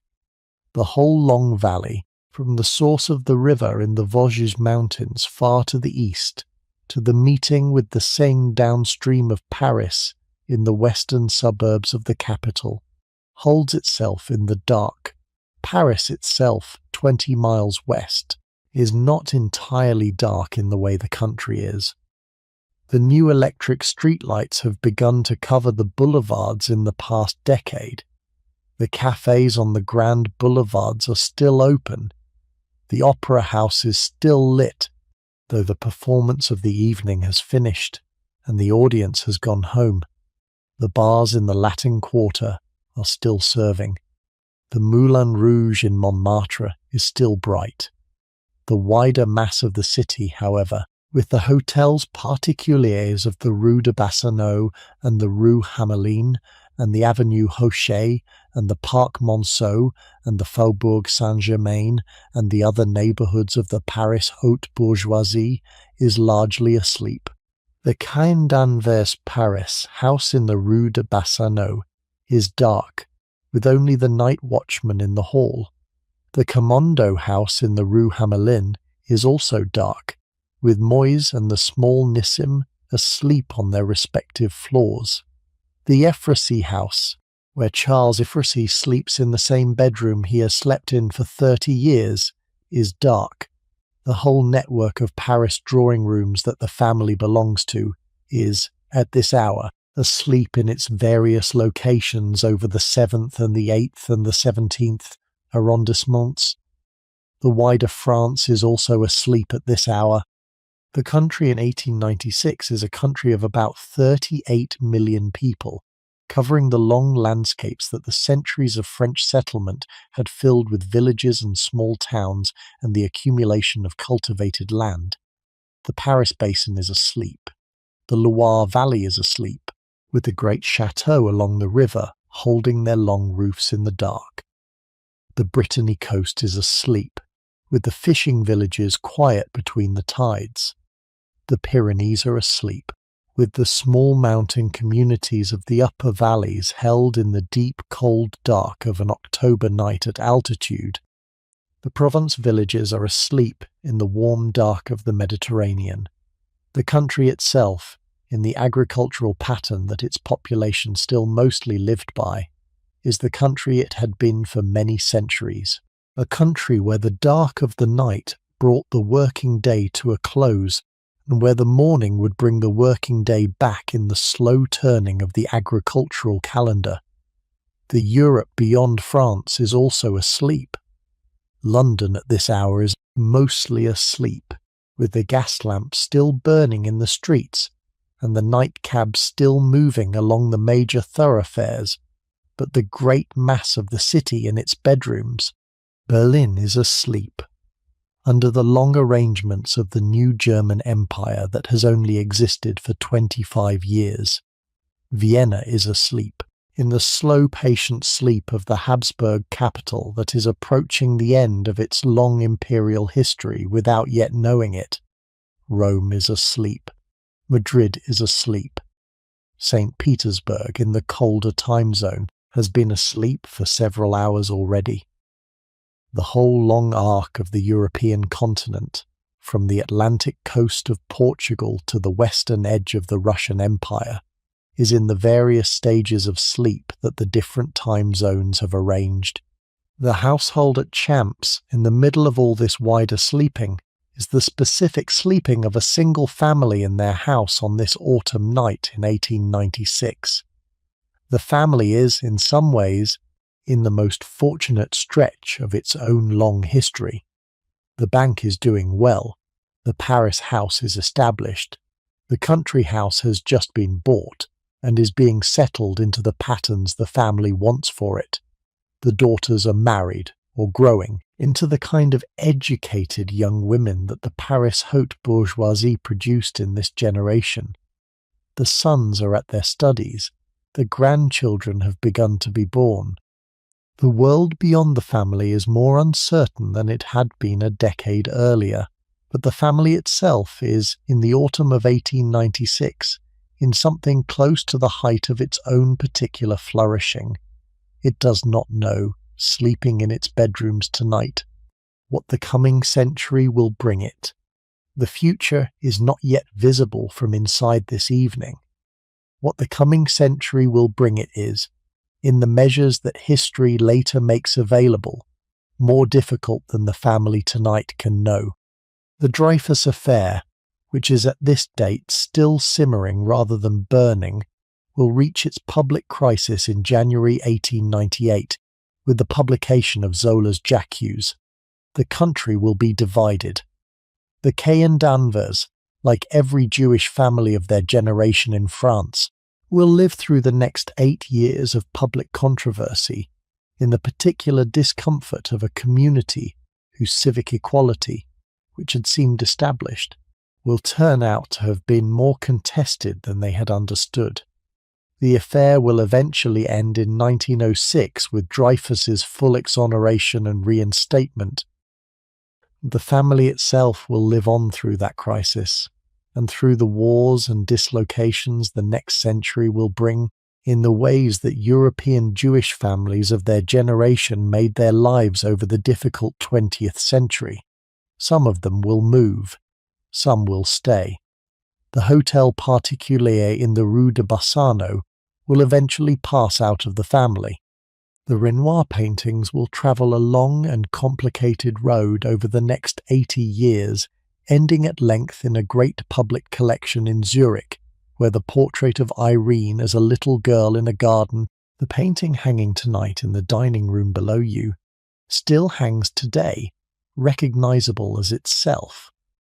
The Château at Chambes will pass out of the Cahen Danvers family in 1935, when Louis's surviving son will sell it to the French state.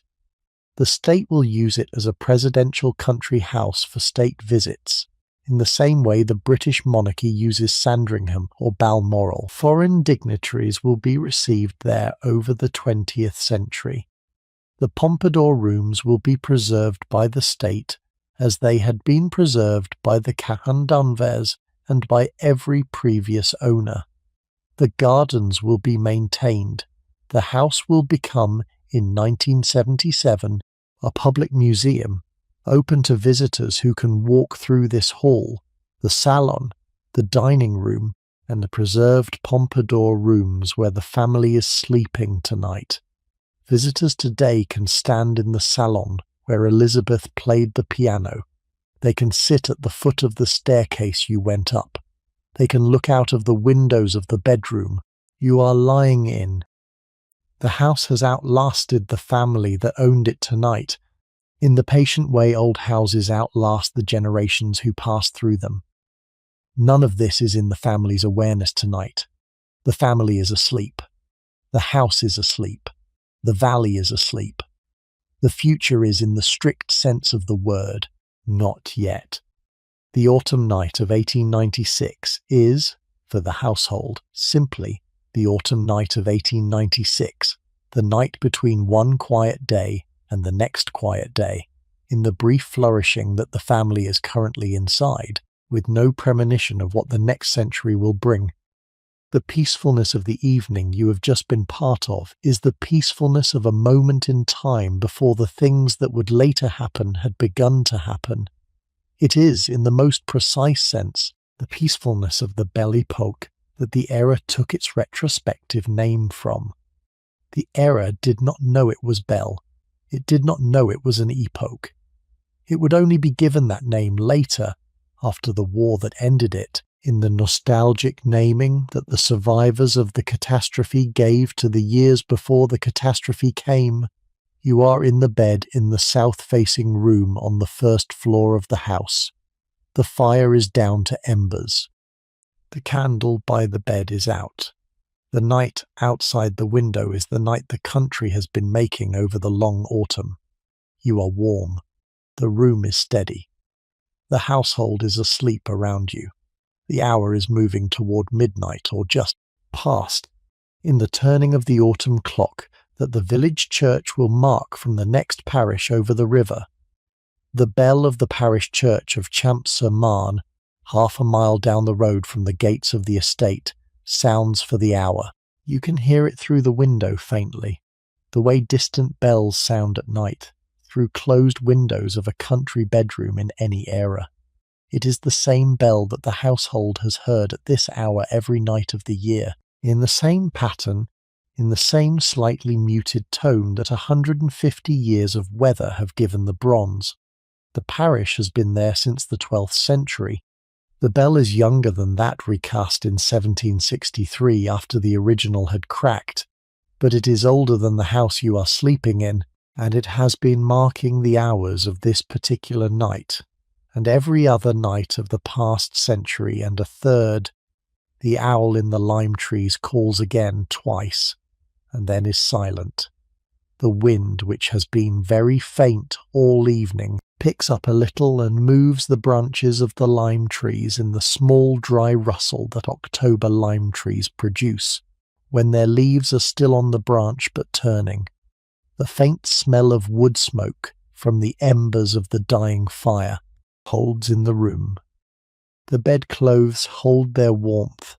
The feather mattress holds its softness.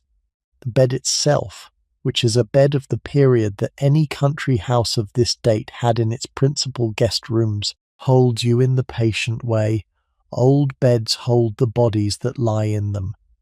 The figures you have met over the evening, Madame Cahan d'Anvers in her dark blue silk, Monsieur in his black coat, Elizabeth at the piano in the salon, the white spaniel under her chair, the maître d'hôtel at the door, Honoré Mercier the butler with his bottles from the cellar, are now asleep in their bedrooms over the house. The figures you have not met, but whom the conversations of the evening have touched on. Moise in his Paris house with the small Nissim, Charles Effracy in his apartment in the Rue de Monceau, the young Marcel Proust in his bedroom at 9 Boulevard Malesherbes are also asleep tonight in their bedrooms over the city. The figures who had once lived in this house, and whose physical traces had been preserved in its rooms, Beauvalet who had built it and lost it, Pompadour who had rented it for 2 quiet years and left a worn place on a marble desk, are gone in the long sense of the word that history requires for figures who lived in earlier centuries. But the traces they left are still in the rooms are still in the house is still here, in the autumn night of 1896, with you in one of its bedrooms and the family in their other bedrooms and the whole long valley of the Marne, asleep around you all. There is a particular peacefulness to old houses at night, which is the peacefulness of a building that has been arranged for sleep across many generations, and that has, by long practice, become good at producing it. The thickness of the walls, the careful joinery of the wooden floors that does not creak at night, the arrangement of the shutters and the curtains that keeps the outside dark from interfering with the inside dark, the depth of the bedclothes, the faint smell of the linen, the faint warmth of the banked fire, the faint distant sound of the parish bell, and the owl and the wind in the trees. All of these things have been arranged by the long unspoken collaboration of the architects and the joiners and the gardeners and the housekeepers and the maids and the night watchmen across the generations into a single working environment for the production of sleep in the bedrooms of guests who arrive at the house at the end of long days, and who need, by the time they get to the bed, the patient work of all these accumulated decisions to do its work on them. The house is, in this respect, a kind of accumulated technology for the production of rest. It has been getting better at it for 200 years. You are inside that working technology tonight. The decisions that the joiners made in 1705 are working on you. The decisions that the gardeners made when they planted the lime trees in 1710 are working on you. The decisions that Pompadour made when she chose the blue silk for the bedroom on the floor below are working on you, in the indirect way that they continue to work on every guest who lies in any of the bedrooms of the house. The decisions that Louise Cain Danvers made when she chose the lavender for the linen cupboard last year are working on you. The decisions that Madame Tessier made when she chose the dishes for the dinner you ate hours ago now, are still working on you in the unhurried digestion that the body conducts through the first hours of sleep. The whole long collaboration of an old house and its current household in producing a peaceful evening for a single guest at the end of a long day has done its work. The work is done. You may sleep. You may sleep the way the family is sleeping in its rooms, in the unhurried sleep of people whose lives are, at this moment in the history of their family, in the brief flourishing that the autumn of 1896 represents for them. You may sleep the way Pompadour slept in her own bedroom at Champs in the autumn of 1758, when she had finally escaped the surveillance of Versailles and could, for the first time in 12 years, sleep without the awareness that the court was watching her. You may sleep the way Bourdelais must have slept in this house in the brief years he owned it, in the unhurried sleep of a man who had built himself a country retreat at the height of his fortune, and who did not yet know what would happen to him. You may sleep the way the household servants are sleeping in their attic rooms. Above you, after the long evening of their work, in the deep, tired sleep that the body of an active worker reaches after a day of standing on its feet. You may sleep the way the villagers of Champs-sur-Marne are sleeping in their cottages along the road, in the patient agricultural sleep that French country people had been sleeping in this region for centuries before the Château had been built, and that would continue to be slept long after the Château had passed into whatever its future would prove to be. The hour moves further on. The parish bell sounds the half hour. The owl is silent. The wind in the lime trees has dropped again. The room is held in the dim hush of a country bedroom at midnight, in the autumn of a year before electricity has fully arrived in the countryside. The bedroom now has its own particular weight. An old country house in autumn, at the hour past midnight, with the household asleep, and the fires banked, and the wind dropped, has a depth that the modern lit shadow of an electrified bedroom does not produce. This is not just the absence of light, it is a positive presence, a kind of held substance, with its own faint sounds and faint smells and faint movements of air. The night moves slowly through the room around you in the patient breathing of the house. It keeps you in the bed in the way a deep autumn darkness keeps the bodies inside the rooms it has settled around. The world that is producing this quiet is a world that, in the most literal sense of what it sounds like, will be largely gone within 40 years. The motor cars will come, the electric lights will come, the airplanes will come, the radio will come, the road from Paris to Strasbourg, which had been the stagecoach road of Bourdelais' day, and the railway line of Pompadour's grandchildren's day, and the slightly faster railway of the present 1896, will become the motorway of the late 20th century, with its constant low roar of traffic that the night will no longer be able to escape. The valley of the Marne will eventually be brought into the wider suburban network of Greater Paris, with the population of the village of Champs-sur-Marne growing from a few hundred in 1896 to nearly 30,000 by the year 2000, and the country stillness that the household tonight is sleeping inside will not, in the most literal sense, be available in the same valley a century later. The night you are inside tonight is, in this respect, the night of a France that the next century will gradually take away. It is not a France that the household is aware of as precious. The household assumes that the country evening it has been making for itself, and the agricultural stillness of the valley around it, will continue indefinitely, because there is no reason in the autumn of 1896 to assume otherwise. The continuity feels permanent because nothing has yet visibly broken it. The breaking, when it comes, will be the breaking of an entire civilization that is tonight, still functioning in the unhurried pattern It has been working out for itself across the past 200 years.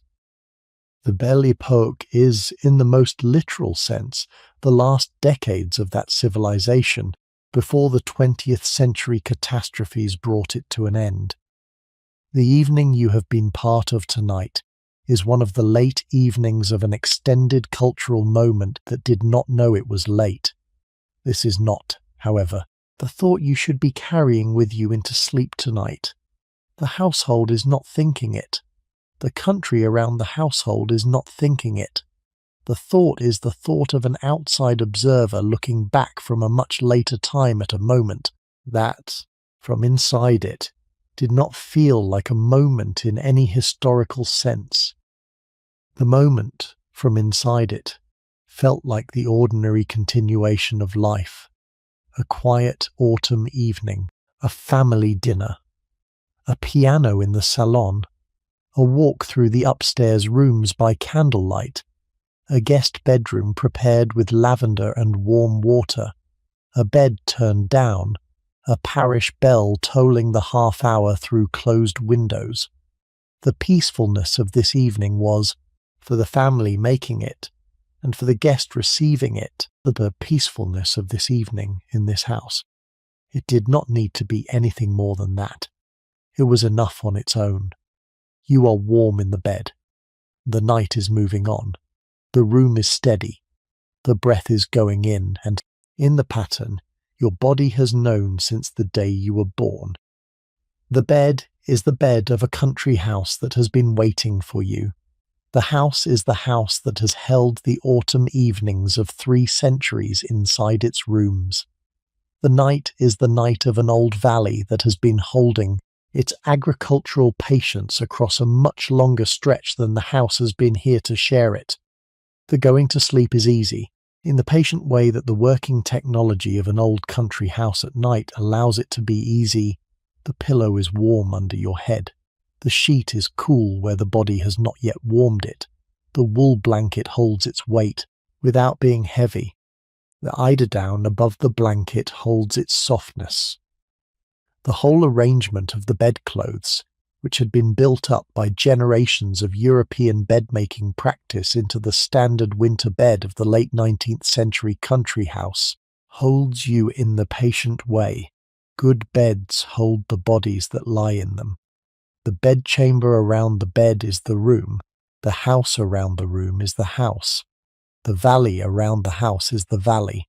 The night around the valley is the night. Each holds the one inside it, in the patient nesting of physical structures that the autumn evening has built up around you. The figures of the family are asleep around you. The figures of the past are still in their rooms. The figure of the young girl in the painting downstairs, the great red-haired Irene of 1880, is asleep in her own house in Paris with her own small son in the bedroom next door. The figure of her sister Elizabeth, who played the piano for you in the salon a few hours ago, is asleep in the next room along the corridor. The figure of Pompadour is not in her bedroom on the floor below, because she has been dead for 132 years, but the worn place on the marble of her writing desk is still there in the dark of her boudoir, holding the patient trace of a single human life across the long stretch of years between her time and yours. The figure of Bourvalais is gone. The bedroom he had built for himself in this house in 1707 is gone, since it had been remodelled by a later owner in the 1770s. But the staircase he walked up every night to go to bed in this house is still standing, and you walked up it earlier this evening, and the worn place in the centre of the treads, where 2 centuries of footsteps had rounded the oak by a 16th of an inch, was the same place where his footsteps had begun the wearing. The continuity of the house is one of the things that holds you in the dark tonight. The bed has been a bed in this room since 1862, when the previous owners had bought it. The room has been a guest bedroom in this house since 1707. The house has been on this site since 1708. The hill has been here since the shaping of the Isle de France basin in the geological prehistory of northern Europe, hundreds of thousands of years before any human had come into the valley to notice it. The valley itself has been holding this kind of agricultural pattern, with houses and villages and slow farming and country evenings in autumn, for at least 2,000 years, since the Gallo-Roman settlements of the late Empire had begun the long shaping of the landscape into what it is. The night you are inside tonight is held in the long stack of these earlier nights. The peacefulness it has is, in part, the peacefulness of a pattern that has been worked out across so many previous repetitions that the body recognizes it without needing to know what it is. Recognizing, you may sleep now. The work of the day is done. The work of the evening is done. The household around you has done its work and has gone up to bed. The food has been digested. The wine has been drunk. The music has been played. The history has been told. The rooms have been shown. The bedroom has been prepared. The fire has been banked. The candle has been blown out. The night is outside the window. The bed is around you. There is nothing more required of you tonight. The room moves further into the dark. The embers in the fireplace are settling. The fabric of the bed canopy above you is very faintly visible against the deeper dark of the ceiling. The pillow is warm beneath your head. The shape of the bedroom is held in the way that any closed room held in the dark is held, by the slight differences in air temperature between the walls and the open space, by the very faint movement of the curtains in the small draught that even a closed window allows, by the slow breathing of the room itself as the temperature settles after the heating of the evening. Somewhere in the house, on the floor below, an old clock in the hall has just struck the 3/4 hour. The strike is one of those quiet domestic sounds that the household has been hearing every night for 30 years, and that the new owners have been hearing for 1 year, and that the previous owners had been hearing for whatever stretches of their tenure they had been there for, in the long sequence of houses by which the bronze movement of the clock has marked the hours of the years it has been at Champs. The clock had been bought by Louise Cahen Danvers from a Paris dealer in 1894, before the family had even acquired the Château, in the patient pre-buying that the family had done across the period of negotiation for the house. The clock was older than the house. It had been made in Paris in the 1690s by a clockmaker named Balthazar Martineau, who had been a student of the great André Charles Boulle. It had spent its first century in an aristocratic house in the Rue de Varennes, in the Faubourg Saint-Germain. It had been bought in the 1880s by the Paris dealer, from a family that had lost most of its money in the financial collapses of the Third Republic. It had been bought from him by Louise in 1894. It had been installed at Champs in the autumn of 1895. It had been keeping the hours of the household ever since. The strike of its bell at the 3/4 of midnight is the same strike it had been making in Paris for almost 2 centuries before it came here. The sound carries up the staircase, faintly through the corridor, into your room. The sound is part of what the house at night is. The clocks of the period were made for this exact purpose, to mark the hours of the houses they lived in the patient acknowledgement of the passage of time that the early modern era had built into its understanding of domestic life.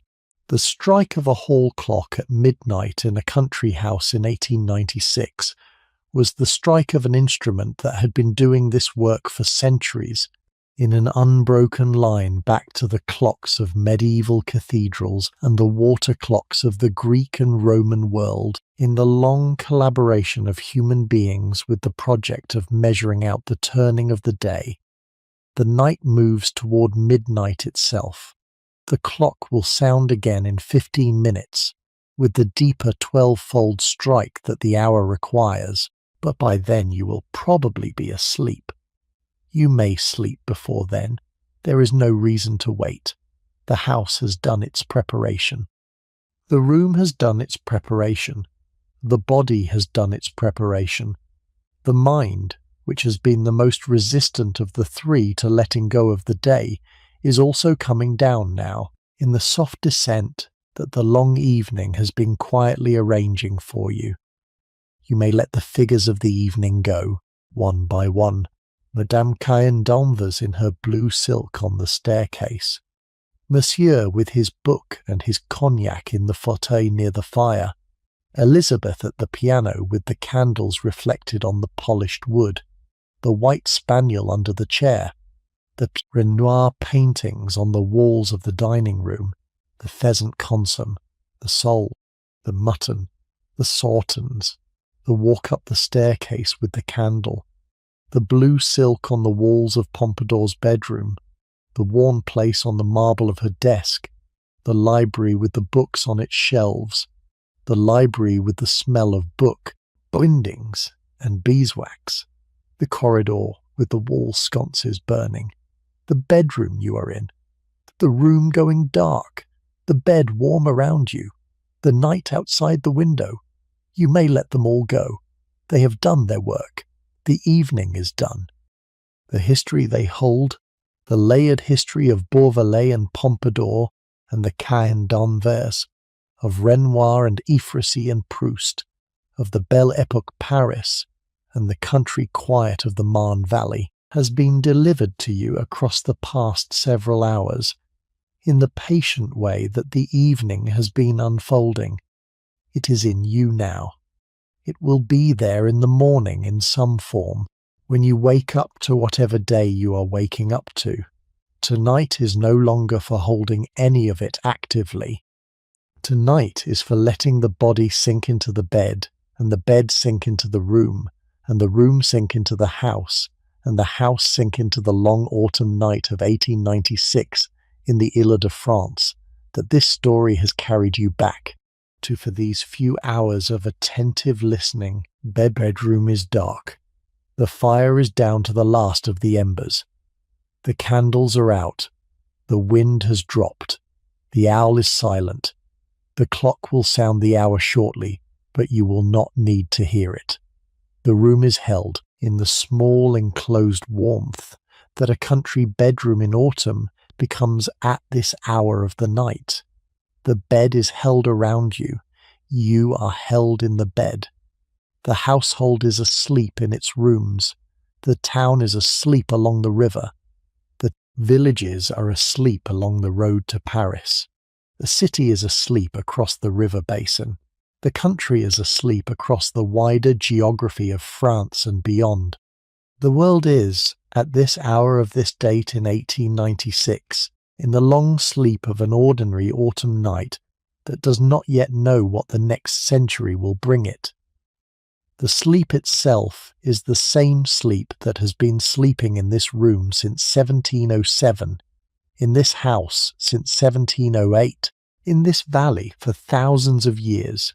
You are part of that long sleep tonight, in the small temporary way that a guest in a house is part of any particular night the house holds. There is a quiet pleasure to being a guest in a country house at the end of a long evening. You are looked after but not constrained. The household has done the work of preparing the room. You did not have to think about whether the bed was made or the fire was lit or the water in the washstand was warm. These things had been arranged by other people before you arrived, and they have been arranged with the patient competence of a household that has been doing them for many years, and that knows how to do them well. The guest is the temporary recipient of a long accumulated practice. You receive it without having earned it, in the way that any guest in a well-run house receives the daily kindnesses that have been arranged for them. This is a receiving that the body is not used to in modern life, where the daily kindnesses are mostly things we do for ourselves, to be looked after in this specific bedroom way by a household that has prepared a room for you and brought you a tisane and turned down the bed and laid out the nightshirt and lit the fire, is to be returned for a few hours to a kind of receiving that is older than the era of self-reliance most listeners now live inside. There is an unusual piece to that receiving. The body recognizes it before the mind does. The shoulders soften slightly when they enter a room that has been prepared for them. The breath deepens. The patient daily vigilance that the modern self maintains over its own small comforts can be allowed, for few hours, to set itself aside. Somebody else has done the work. The fire is already burning.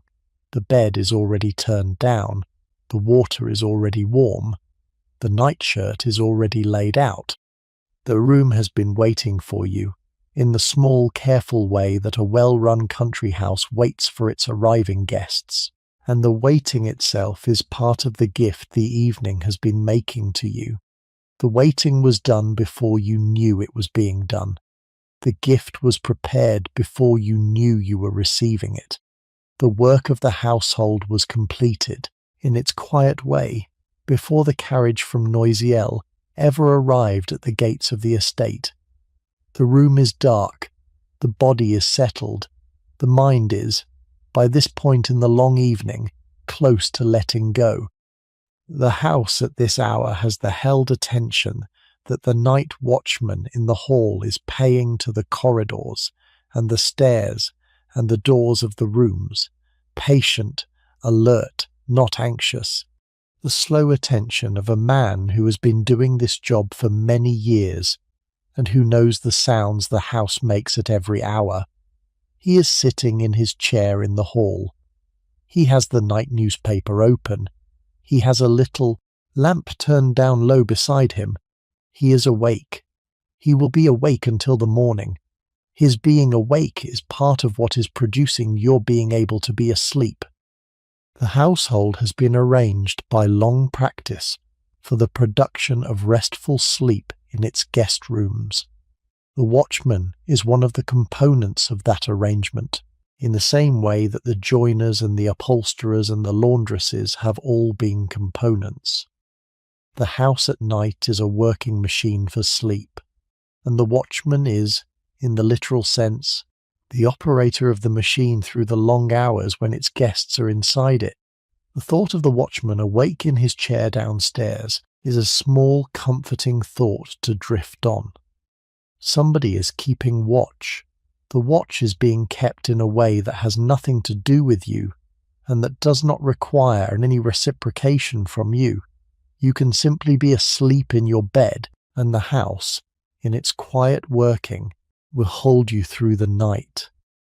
The body is releasing the last tension of the day in the unhurried sequence that the body releases tension in any good bed at the end of a long day. The shoulders are softening, the neck is softening, the jaw is softening. The hands, which had been holding a little of the day's mental work in their small accumulated tension, are also softening, with the fingers uncurling slightly inside the warmth of the bedclothes. The breath is moving deeper into the chest and lower into the belly, in the slower pattern that sleep prefers. The body is, in the most general sense, going down. The mind is following it. The figures of the evening do not need to be held any longer. The history does not need to be held any longer. The Renoir paintings downstairs in the unlit dining room remain on their walls without needing the listener's attention to keep them there. The warm place on the marble of Pompadour's writing desk in the boudoir at the end of the first-floor corridor stays in the night without needing to be remembered. The books in the library rest on their shelves. The clock in the hall keeps its hours. The fire in your bedroom keeps the last of its embers. The night outside the window has its agricultural patience. The watchman in the hall keeps his watch. The household sleeps. The valley sleeps. The world sleeps. You may sleep too. You may sleep now. The house is around you. The night is around the house. The valley is around the night. The wider world is around the valley. The whole nested arrangement of an autumn evening at a French country château in 1896 has been built for you across the past several hours. in the patient telling that has carried us through the evening, and the building is now complete. The structure is around you. It is holding you. You may sleep inside it for as long as the night will let you sleep, with the morning coming when it comes, and the working through of the next day waiting for you when the morning comes, and the autumn night of 1896 holding you in the meantime, in the warm dark of a bedroom in a country house in the valley of the Marne, where the family is sleeping in its rooms and the watchman is keeping his watch and the clock is marking the hours and the wider world is asleep in its long patience around all of it. The breath moves in, the breath moves out, the bed is steady, the room is quiet, the house settles around you, the valley is still, the night remains, you are inside all of it, in the specific place that the bed in this bedroom, in this house, in this valley, on this autumn night has made for you. The work of the evening has done what it can do. The rest is the work of the body and the breath, in the patient way that sleep arrives when it is ready. There is nothing left for the evening to ask of you. There is nothing left for you to give back. The evening is finished. The night is here. The bed is here. You are here. You may rest. The figures of the evening have gone to their rooms. The figures of the past have settled back into their long absence. The room around you is the room. The bed around you is the bed. The pillow is warm. The covers are warm. The fire is down. The candle is out. The night is outside. The household is asleep. The watchman is awake in the hall below, with his lamp turned down and the clock ticking beside him. The hour is moving toward 1 in the morning. You will not hear it. You will be asleep by then. Good night. Friend, sleep well, sleep deep, sleep the long autumn night through. May the morning come gently. May the day to come be kinder than the day that has just been. And whatever holding you have around you tonight, in the room you are in, and the bed you are in, and the long unfolding of your own particular life, may it be enough. Good night from Champs-Marne, and from the autumn evening of 1896, and from the household that has been keeping the rooms ready for you all evening, in the patient invisible way that good houses keep their rooms. Good night from the household at the Château de Champs, and from the autumn evening you have shared with them, and from the story that has been keeping you company across the past several hours.